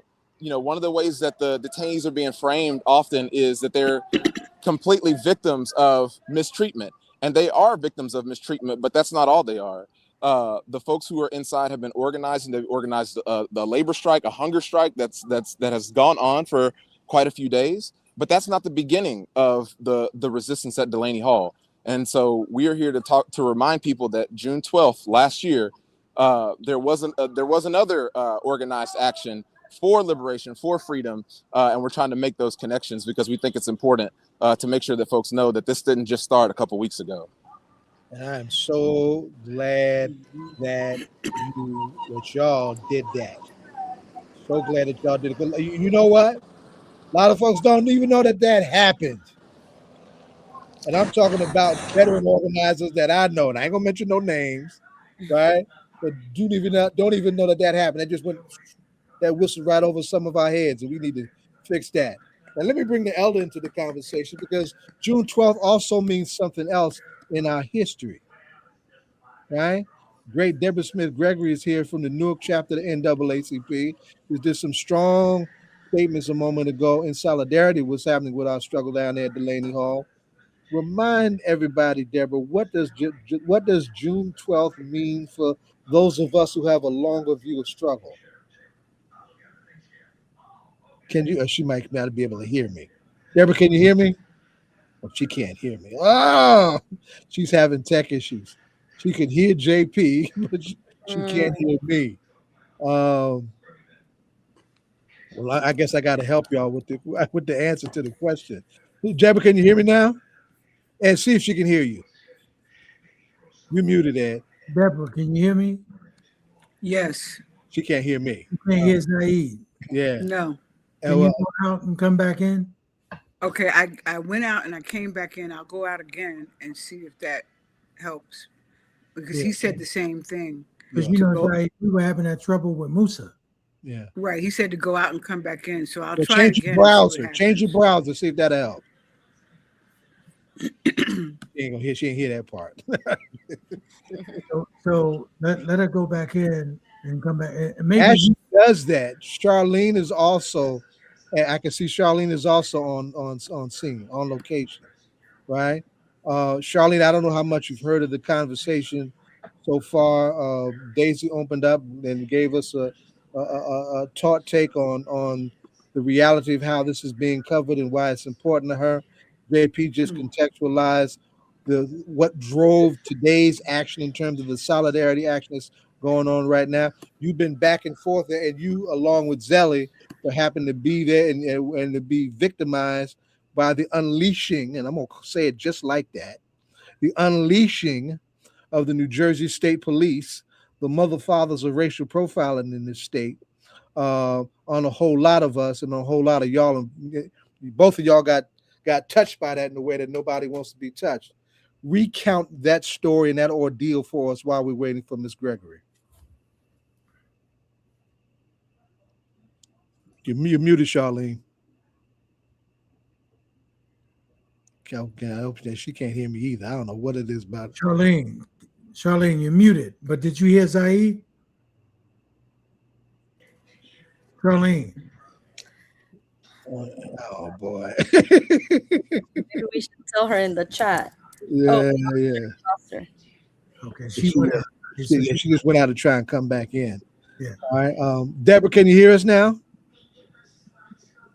She still can't hear us. Oh my! Deborah, can you hear me? I'm gonna blame it on Trump. Can Everything's his fault. So, Deborah, can you hear me? You can't hear me either. it is so interrupting our flow. Deborah, Deborah. She can't hear us at all. All right, Zaid. So you can go to someone else. Then.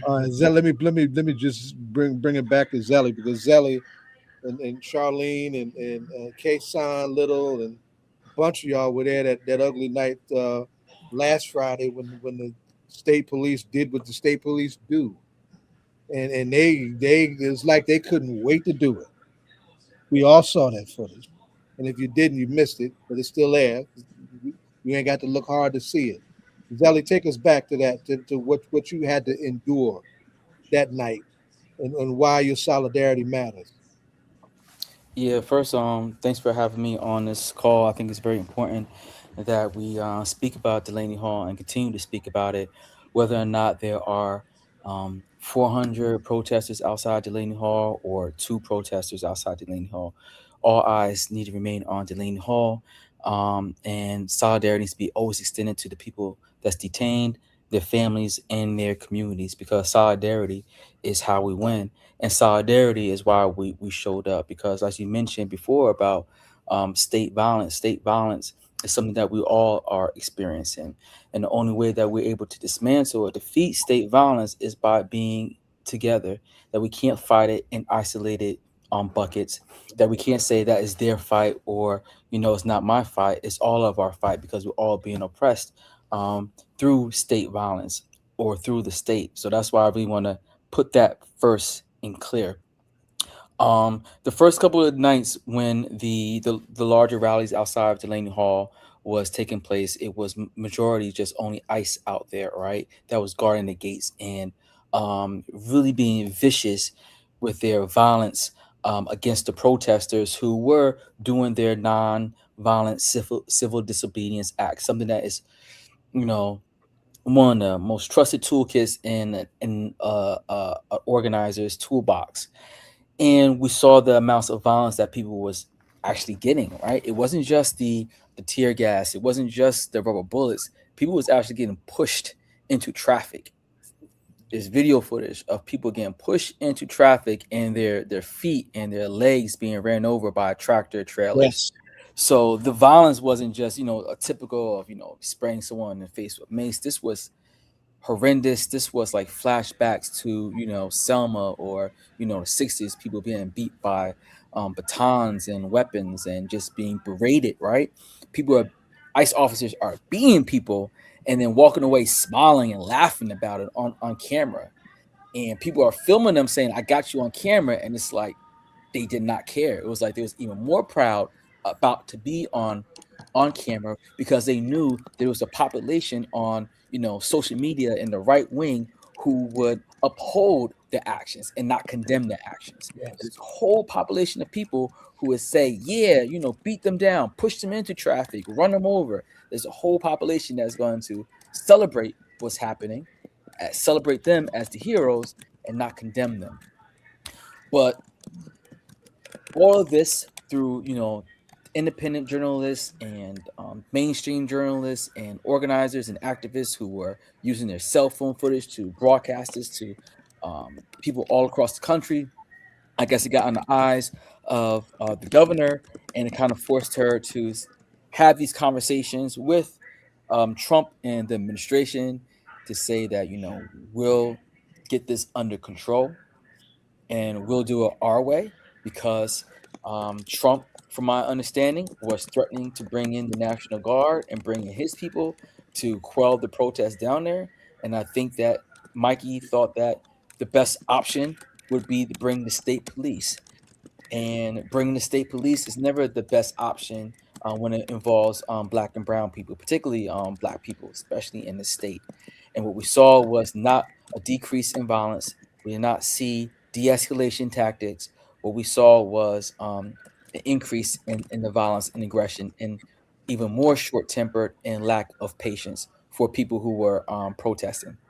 And for folks that was out there that night, it was just a real peaceful, calm, chill night until someone ran up to us and said, "Hey, they just told us we only got 10 minutes to clear the tent before they're going to take everything and arrest everyone that's in there having the tents with trespassing." So everybody started to run down to the tent, take things out from that tent, and bring it across the street by the railroad tracks. So that was going on for like another 10 minutes. And then we saw like maybe like 7 or 8 state troopers just walking down the street, and people would start following them. And once they followed them down to the squad car, that's when the squad car made the announcement saying that you guys got 10 minutes to evacuate or clear whatever the language that they use. Otherwise, it's going to be arresting everybody. That this was an unlawful assembly now, and that we was going to be faced with arrest. You mean they weren't talking de-escalation and trying to have a conversation with y'all and trying to be reasonable and all those things that they say that's very important to their training and the new nothing of that sort. I'm pretty sure that other people will attest to the fact that people were trying to figure out what exactly was happening, right? Especially since these freedom of speech zones were set up already. So it's like you're saying we can't be in the freedom of speech zones that you guys just set up. First Amendment zones that you just set up. Ridiculous thing I've ever heard, because the whole country is a First Amendment zone. Exactly. So everyone was really confused. And then the other part was, where do you want us to go? All right. Because the protest wasn't reduced to like 30 or like 10 yards to 20 yards. The protest is like 50, 60, 70 yards long, right? Just a massive amounts of people. So even on this bullhorn, him telling us orders, the people in the middle of the protest could not hear it. People in the back definitely could not hear it. They didn't even know what was going on. They probably didn't even know that something was going on in the front, all right? Especially when you're only given instructions in English. So that cuts off another large population that had no idea what you was talking about. And then the aggression started coming. And then further down, I saw the police officers in riot gear scrambling into the middle of the street.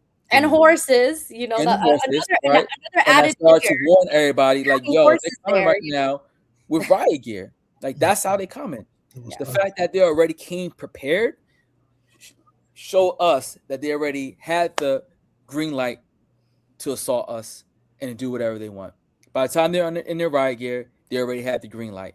So at that point, it's like we just had to stand our ground and say, like, no, this is what you're doing is unjust and wrong, and we're going to stay here.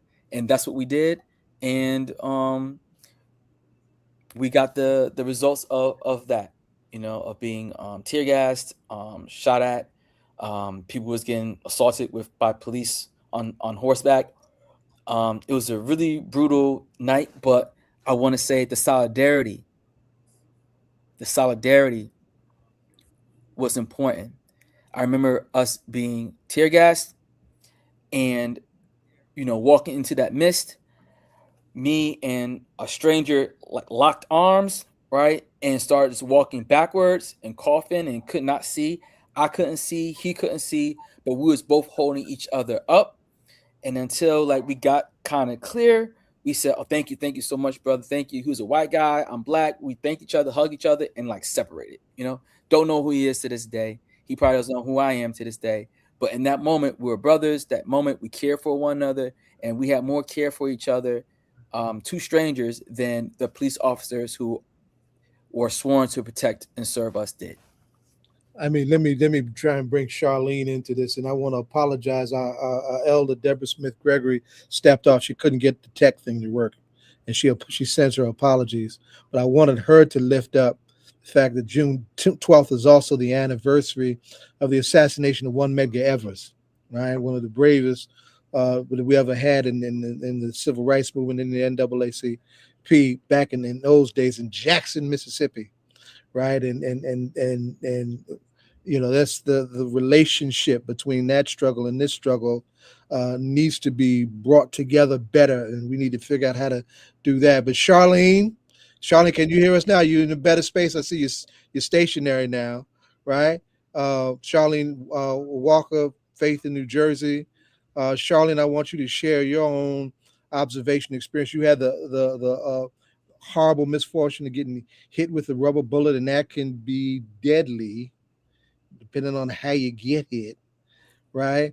And we've had the task of trying to bring more faith leaders out. Oh, we just lost her. Oh no. My goodness. We just lost her. Yeah. She was trying to get on. But I really wanted to hear that. Were you were asking about faith leaders on the ground?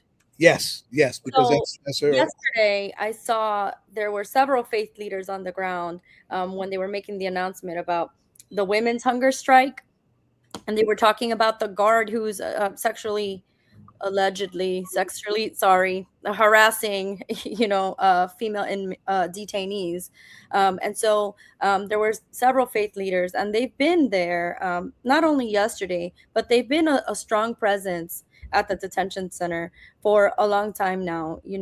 I witnessed a very special moment just a few weeks ago. A person who I had been writing about, and who I had really been talking to politicians about, and trying to help him, because he was a person who has a life-threatening condition and who is in a wheelchair. And so Yes. eventually his name is Manuel Rodriguez, and he was freed, he was released, thanks to God. He was trying to get out. Yes. That day, when he came out, he's a person who's very devout. He came out with his Bible in his hand. He came out praising Jesus. And there were 3 faith leaders from different religions who were present. And the 3 of them, they came to him.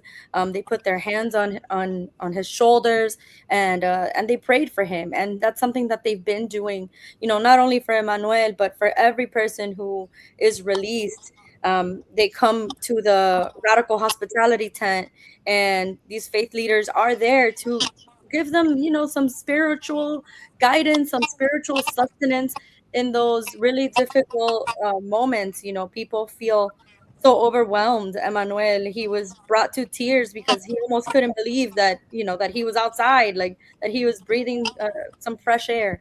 And so I do want to commend these faith leaders for doing this work. Yeah, I want to shout out Kathy O'Leary of Pax Christi, because she has been, here in this conversation back and forth since we really started it, since the strike.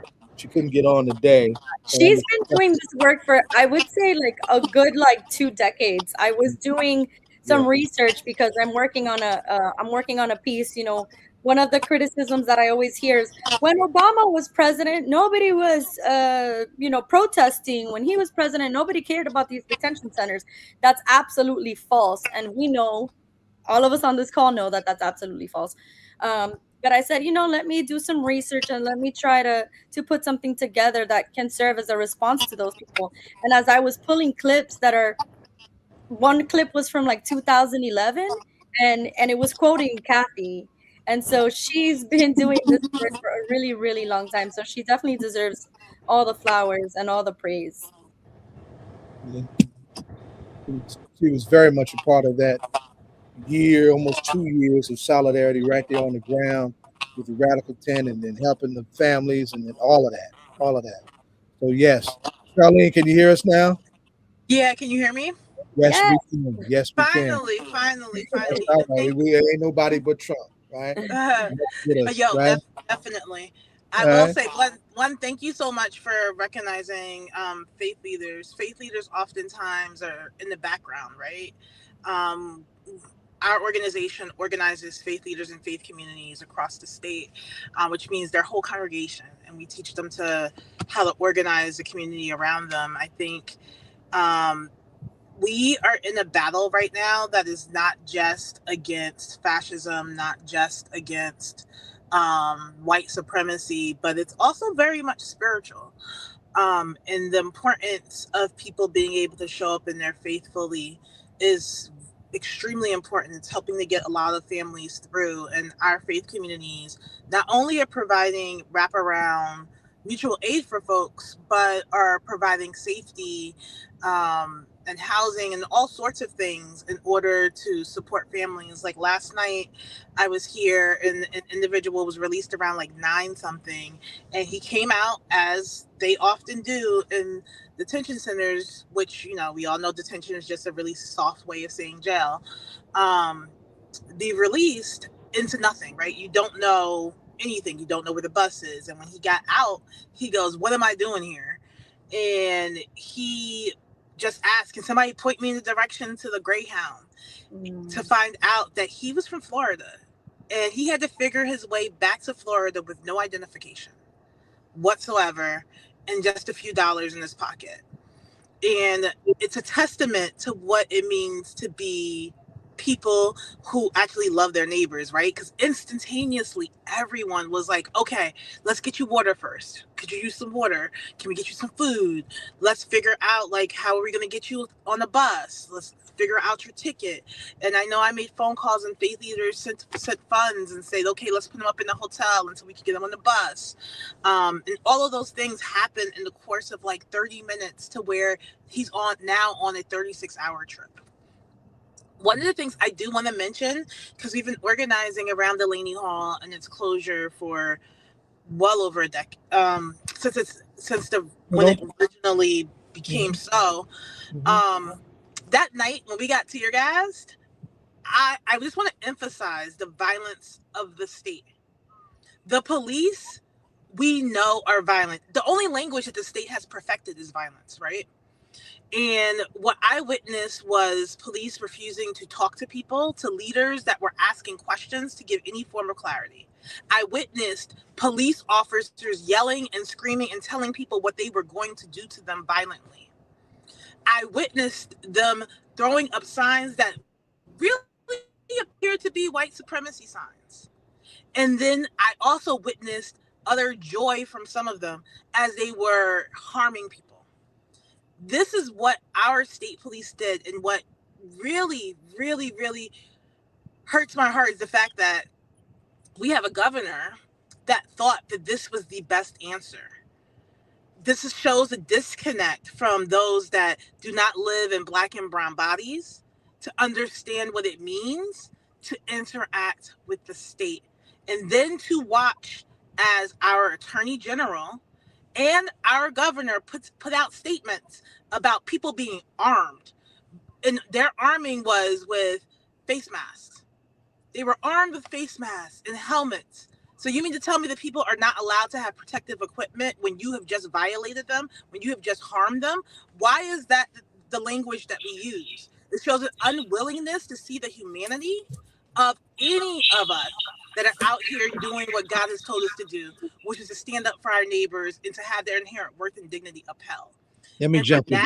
Let me jump in for a second, because you know, people needed to hear that, but we want to put a pin in some stuff, right? Because you mentioned our new governor, who we knew was an important person to put in as compared to her adversary, her leading adversary. But we got to have a conversation with this new governor about what she did, how this went down, and how she actually gaslighted the whole damn thing. Whole damn thing.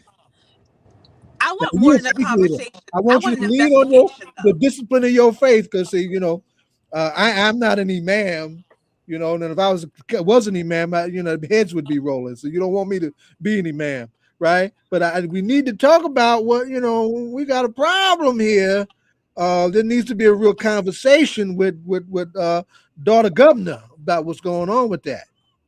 Baba Zaid, I don't want a conversation. I want a full investigation of how it was handled from the governor and from the attorney general. Don't know who needs to do the investigation, but somebody needs to investigate how this whole entire thing happened. Every last piece of body camera needs to be evaluated, and every single person that was there should be investigated. And that means run back all of their social media. I want to know what their use of force was. I want to know, are they involved in any white supremacy groups? What has their disciplinary record been? And I want to know, what will we do next? And at the end of the day, what I understand is that we need to get rid of qualified immunity because there will be no accountability if that does not go away in the state. And I'd add to that, because the New Jersey Coalition, New Jersey Communities for Accountable Policing Coalition, right away put out a statement called for the immediate dropping of all charges of everybody that was charged in the madness of that abuse of that night. Right? Thank you for that. That's deadly on point. Now, you know, you got roughed up too. I mean, you're laying out all, you know, the big picture of the place of faith leaders and how ugly the night went down, and in a broader sense. But you know, everybody that we don't know too many people who have been directly harmed the way you actually faced that yourself. You deserve to tell your story. Please do that. Yeah, I was tear gassed. I was shot by what felt like rubber bullets. That's the other thing. I think that there is a game being played with language where they're like, oh, well, there were no rubber bullets. I don't care if they were pellets, beanbag, chairs, whatever it was. It was something that was not on fire that hit me and that hurt me. We were couldn't Rubber breathe. bullets take people's eyes out. They give people traumatic brain Rubber- injury in the way in which projectiles were coming from the sky. We shot a video response, and in the background, it looks like Independence Day. And what it is all of these grenade things coming after us. Our ears, when they set it off. So when everything happened, I actually was at the front of the line, in the middle, arm's length away from the police. I could touch his shield. You could tell that the person that was right in front did not want to be there, but a lot of other people were really happy to be there. And were pointing and telling people what they were going to, like, just wait.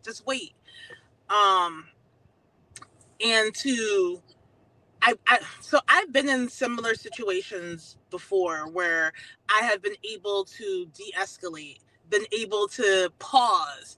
I started saying the Lord's Prayer to see what would happen. And I looked around and immediately knew that these police were going to take out all the aggression that they had on all of us.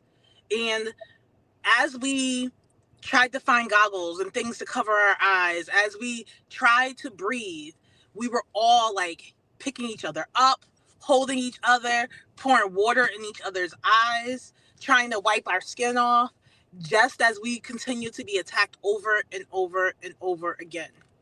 No one should have to experience that, especially when we paid for it with our tax dollars. It's absolutely ridiculous what we experienced. And what I will say is, what I am noticing from ICE is a purposeful targeting of Black, brown folks or people that they find to be useful. Exactly. And I did not see something different from our state police. I saw the same. Mm-hmm. So birds of a feather, you know, seem to flock together pretty much. The other thing that I noticed was, like, there was just this unbelievable level of cruelty. Like, even if you were trying to help somebody, no one, like, they did not care. They didn't care if you were an older person. One of our leaders was a cellist, and he was arrested and thrown on the ground.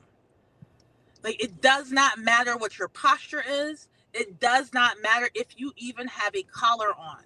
Faith leader was standing right off to the side of me, and they got tear gassed. They do not care.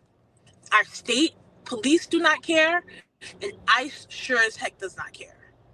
And what we have right now is each other, because we are living in a fascist society. We call it an authoritarian breakthrough, and we only have a certain period of time for people to come together in order to push back. And what I can say is, in that moment, I believe that we will get through this, because the level of community that showed up for each other when we were being harmed was amazing. In the way in which they want to paint everything on TV, I want to ask, when you see something, to ask what happened right before. What was the violence that the state executed before whatever it is that you saw? Because the odds are people are protecting themselves from the state violence they just experienced. I have been here most days, I have been in the thick of everything, and what I can say is what's happening at Delaney Hall is, from the people's stance, is nothing but pure unadulterated love for each other, to be met with nothing but violence and hatred from the state on all avenues. And you said something earlier, and I don't know if JP is still there. I want to get a vibe from what's happening on the ground if he is. But you said something that I think you should amplify a little bit. When you lifted up the spiritual dimension of where we at in this fight. But it's not just fascism, it's not just racism, but it's also this whole thing about the spirituality of this moment and whatnot. Just how bad. I mean, the Nation of Islam, we used to just call them all the devil. All right. Now, are we talking about how deep from your own lens, right? Is the ugly of this evil that we're talking about? And conversely, as you alluded to already, do we have enough on the other side to triumph over this evil in this spirit? So what I will say is, me personally, I can feel it. I can feel when I am around people that are aligned with the wickedness that's around us, right? That want to harm others, that are getting joy from it. But at the same time, you can feel those that are showing up with all this unadulterated love. The fact that there are people, the other day, there was a young man who was so hurt by the fact that he was watching Black and brown folks go into Geo Group, into Delaney Hall as their job. He was shaking, and he just kept crying out, like, brother, you don't have to, you don't have to, you don't have to. This is not worth it. I will help you find a job. And he just couldn't stop shaking, and I literally put my arms around him and said, I feel it in you, right? I feel what you want to be able to do. Like, you can't force somebody to do something until they can start to see the humanity in each other.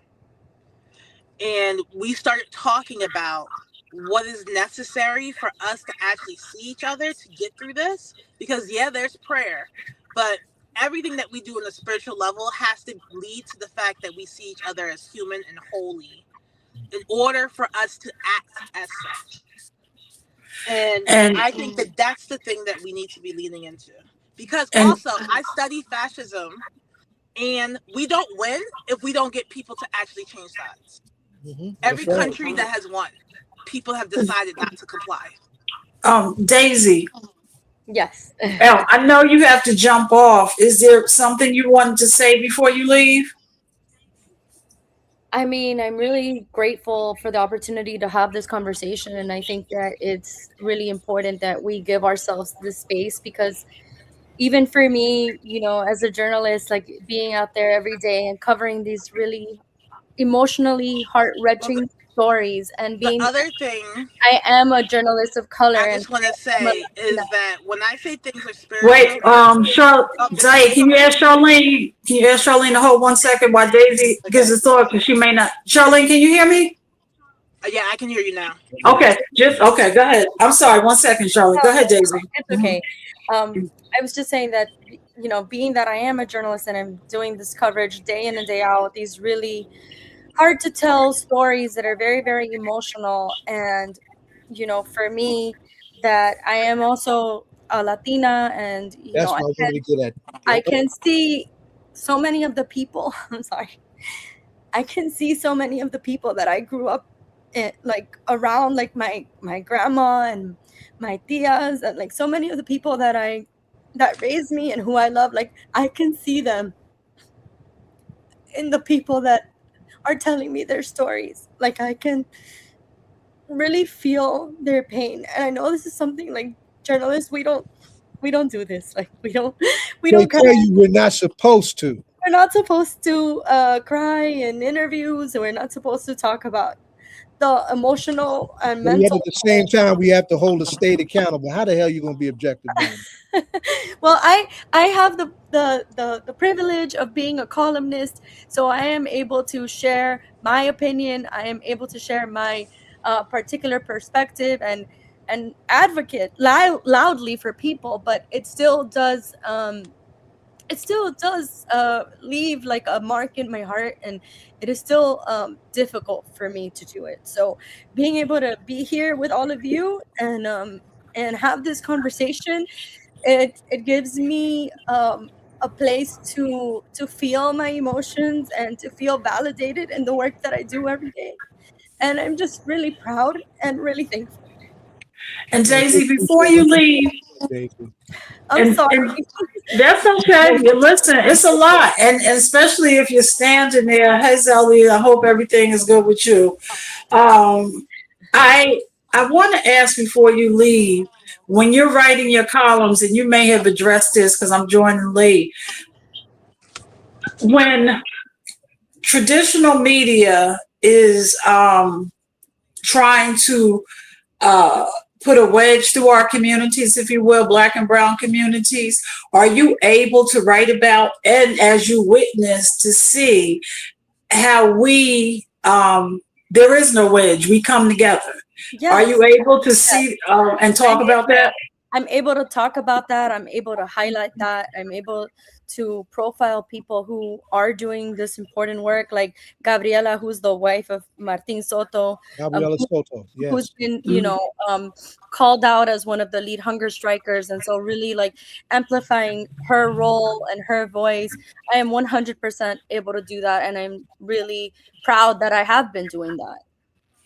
Okay, and well, the last question I'm here to ask before you leave, when you're on the ground doing that work, is there a hip hop artist or individual or anybody, any music that you listen to that keeps you inspired?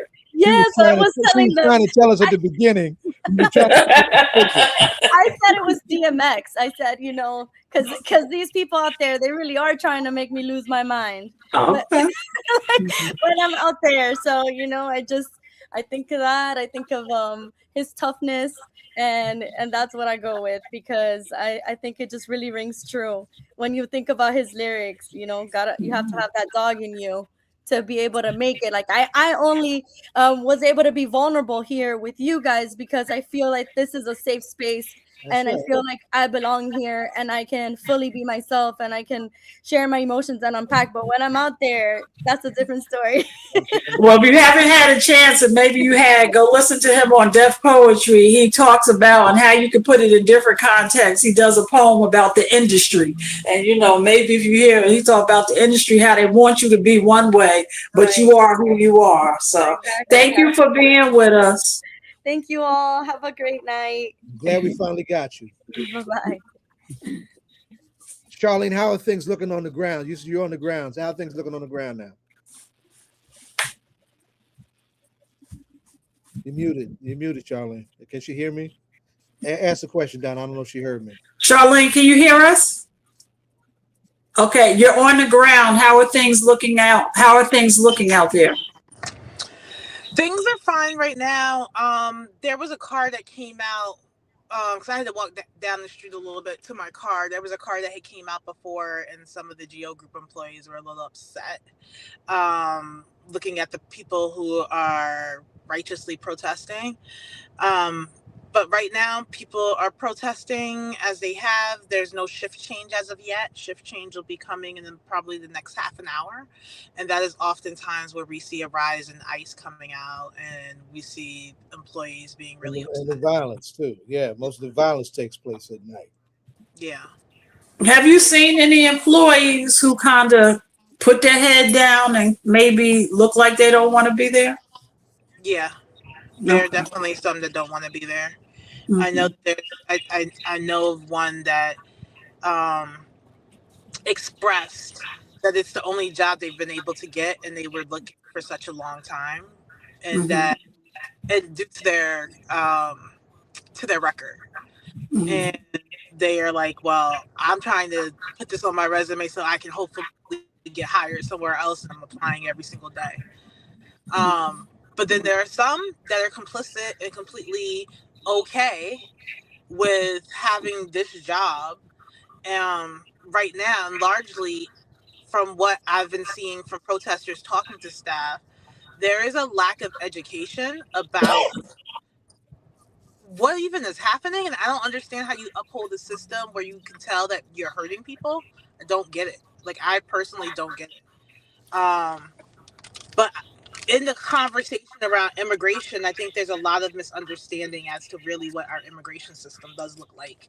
And I'm just thinking about, as a Newark resident, and the conversations that I'm having with other residents, just not understanding the system, and that's by design too.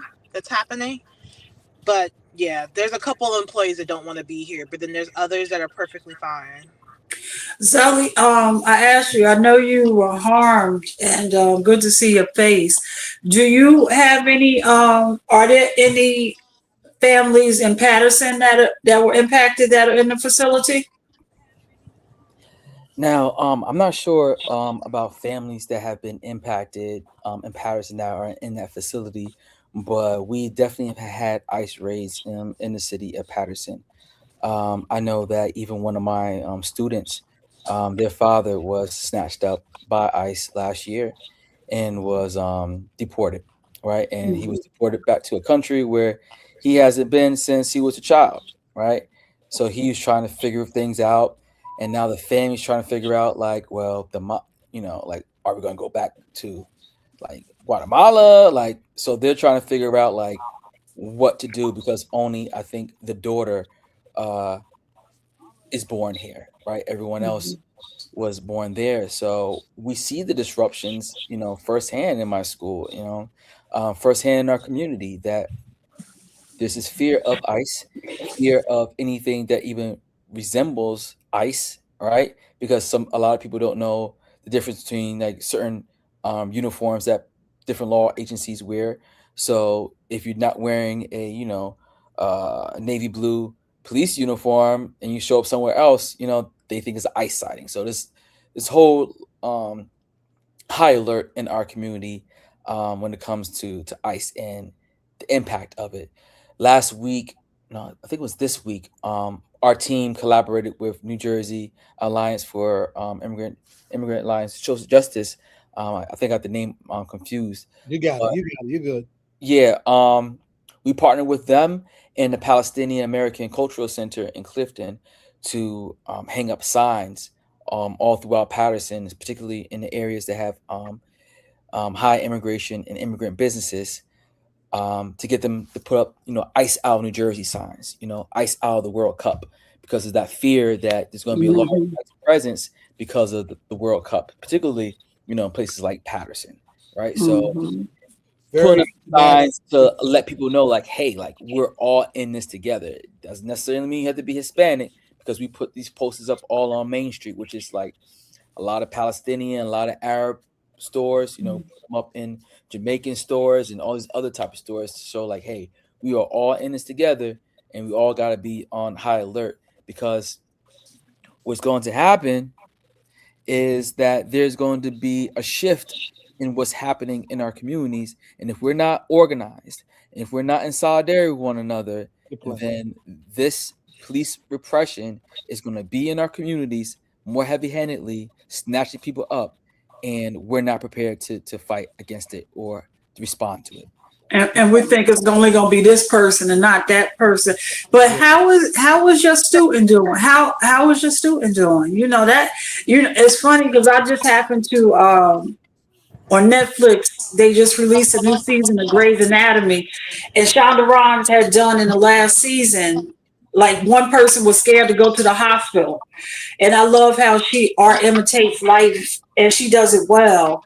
So what you just told me is a student whose father got sent back, but how is she doing?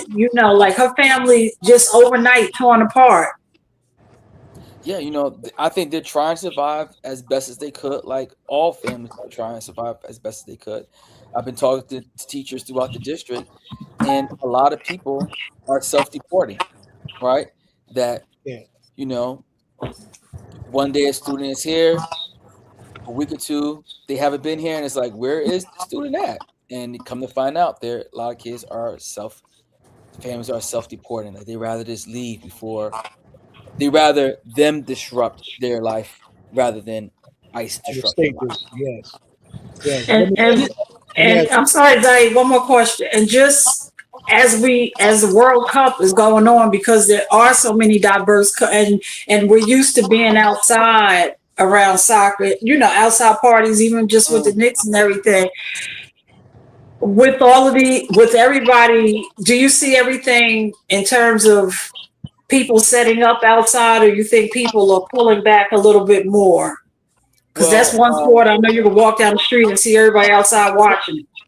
I know that Patterson is one of those World Cup cities, right? So they're going to be having something on designated streets and at our stadium, to celebrate, the World Cup and watch the games. But we're going to have to just see how that kind of unfolds, whether or not people are going to be, nervous about attending those things or not, right? And the way that we decrease, I think, that nervousness is by community members knowing that community members are going to protect each other That's in right. those moments. Got to keep each other safe. And honestly, we're not there yet, unfortunately. Mhm. Right. Tell no Zaid, I'm lies, sorry. tell no lies, claim no easy victories. As we wind down, let me ask you each this, and Donna, you may have to re-answer because I don't know if Charlene can hear me.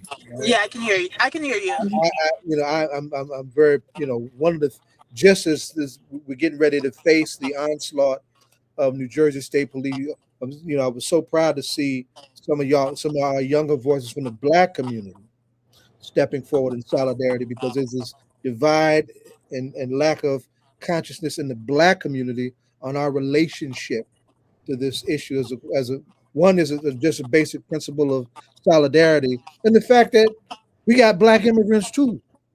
You Can, know, how do we? What are y'all? You got a hot mic.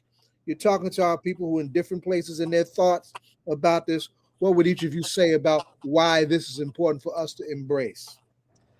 well, what I will say is because I organize around immigration all day. Immigration is a Black issue, y'all. 1 in 10 Black people are immigrant. 1 in 4 are first generation. And guess what? When ICE pulls over because they are looking for Black people, they don't know if you are Black American or Black immigrant. Inside of our detention centers, there are Black Americans because the detention centers pay per day. They don't care how long you were there. They will let you out maybe in a couple of days, maybe 30 days, 60 days. We are very much a target. We have always been. The difference is that publicly, Black immigrants show up differently in the organizing space because of experiences in their home country and the experience of being Black in America dealing with law enforcement. Because a lot of my base are Black immigrants. So I want people to understand that you need to know your rights just as much, that we need to uphold our rights. Upholding our rights helps keep everybody around us safe. And that level of importance because they're coming for all of us. And guess what? We're the global majority. There is more of us than there are of those that are against us. And if we work together, there's nothing we can't do. Thank you for that, daughter. Sally, what your thoughts? Yeah, just to echo what Charlene brilliantly said is that anti-blackness is global, white supremacy is global. For those who are not paying attention, in Northern Ireland, they are kicking down Belfast. doors. That's right. They're kicking down windows of Black migrants, Starting figuring out fire. where Black migrants living are at, and kicking them out, not beating their doors down, trying to pull people out, burning cars. Same thing's happening out in the UK.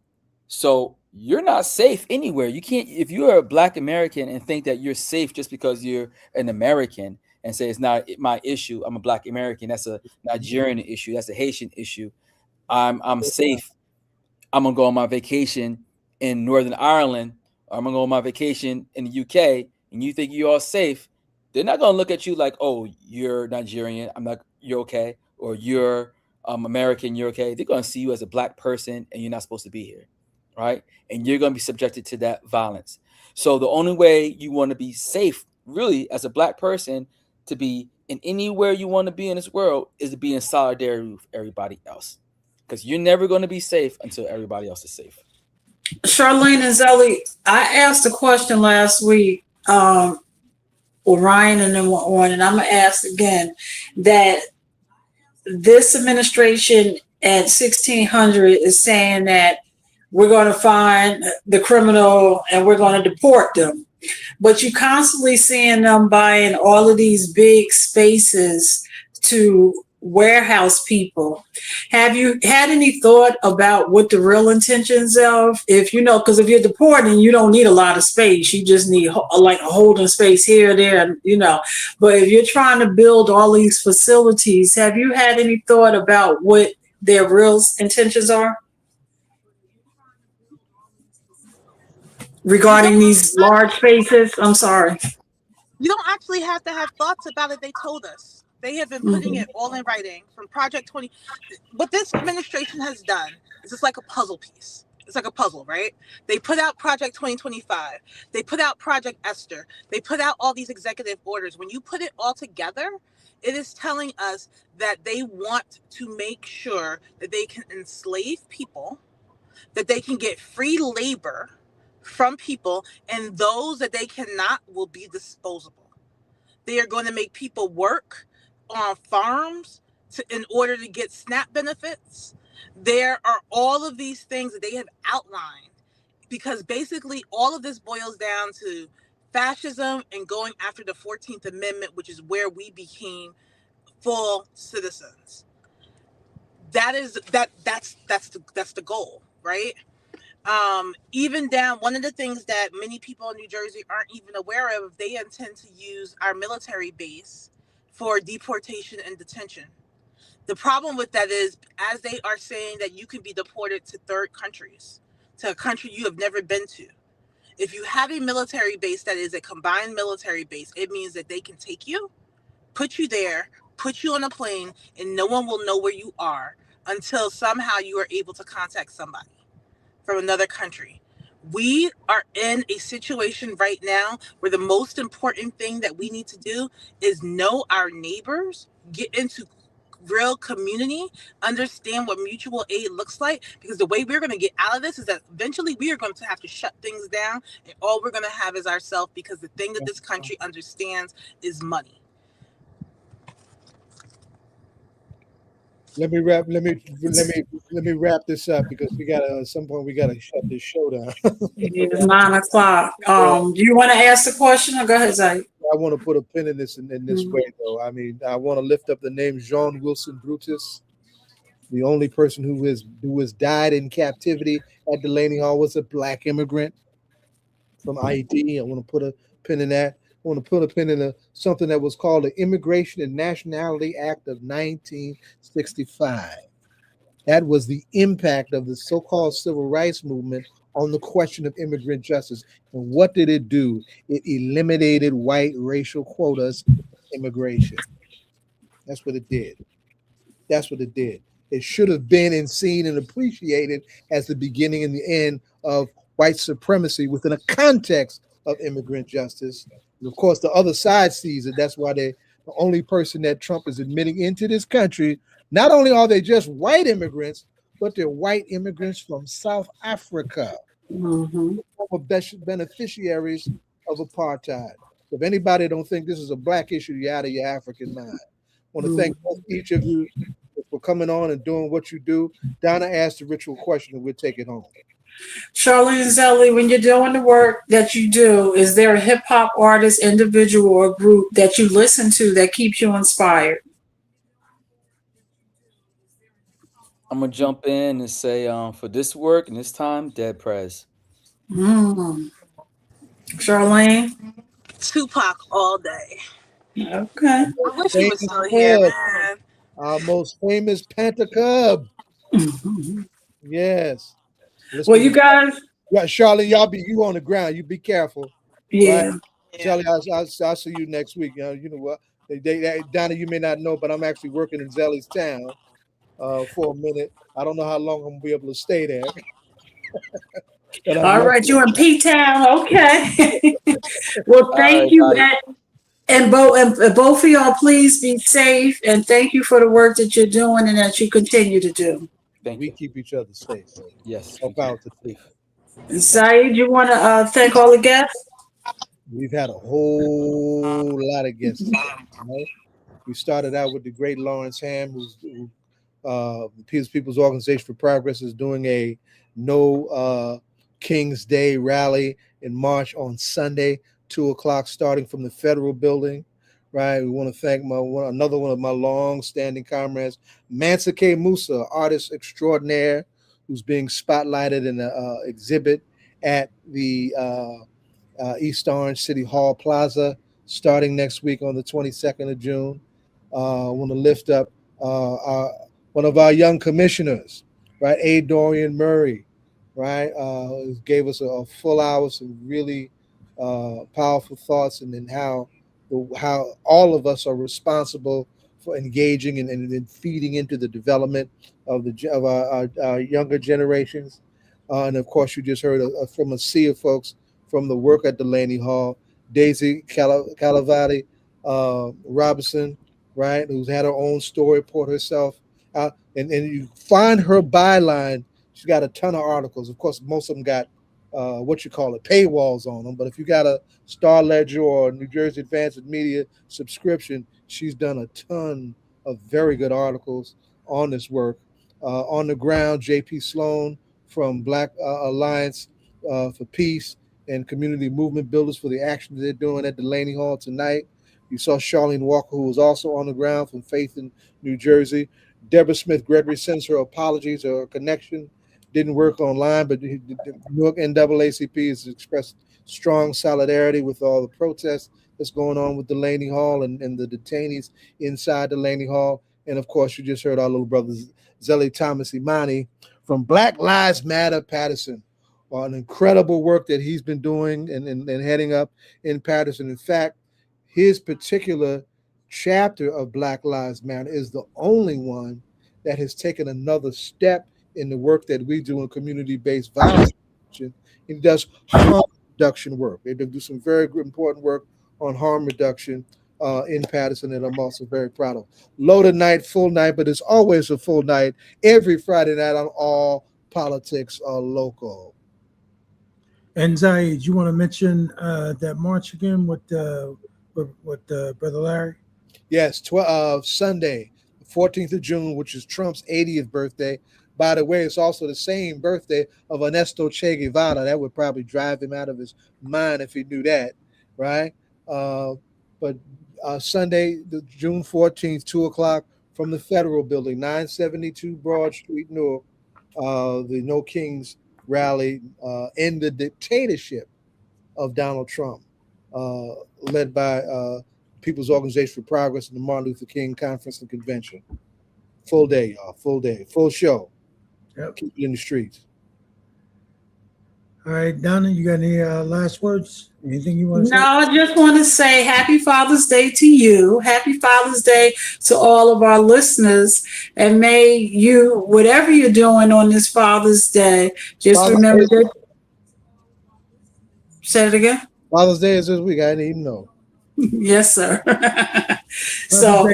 Father's Day is Sunday? Both of y'all didn't know, yes. It don't mean the same. Well, just know you heard it from me that you're loved, okay? Thank you for all that you do. We appreciate it. Thank you, God. All right, y'all heard it right there. Zaid thanked everybody that was on the show.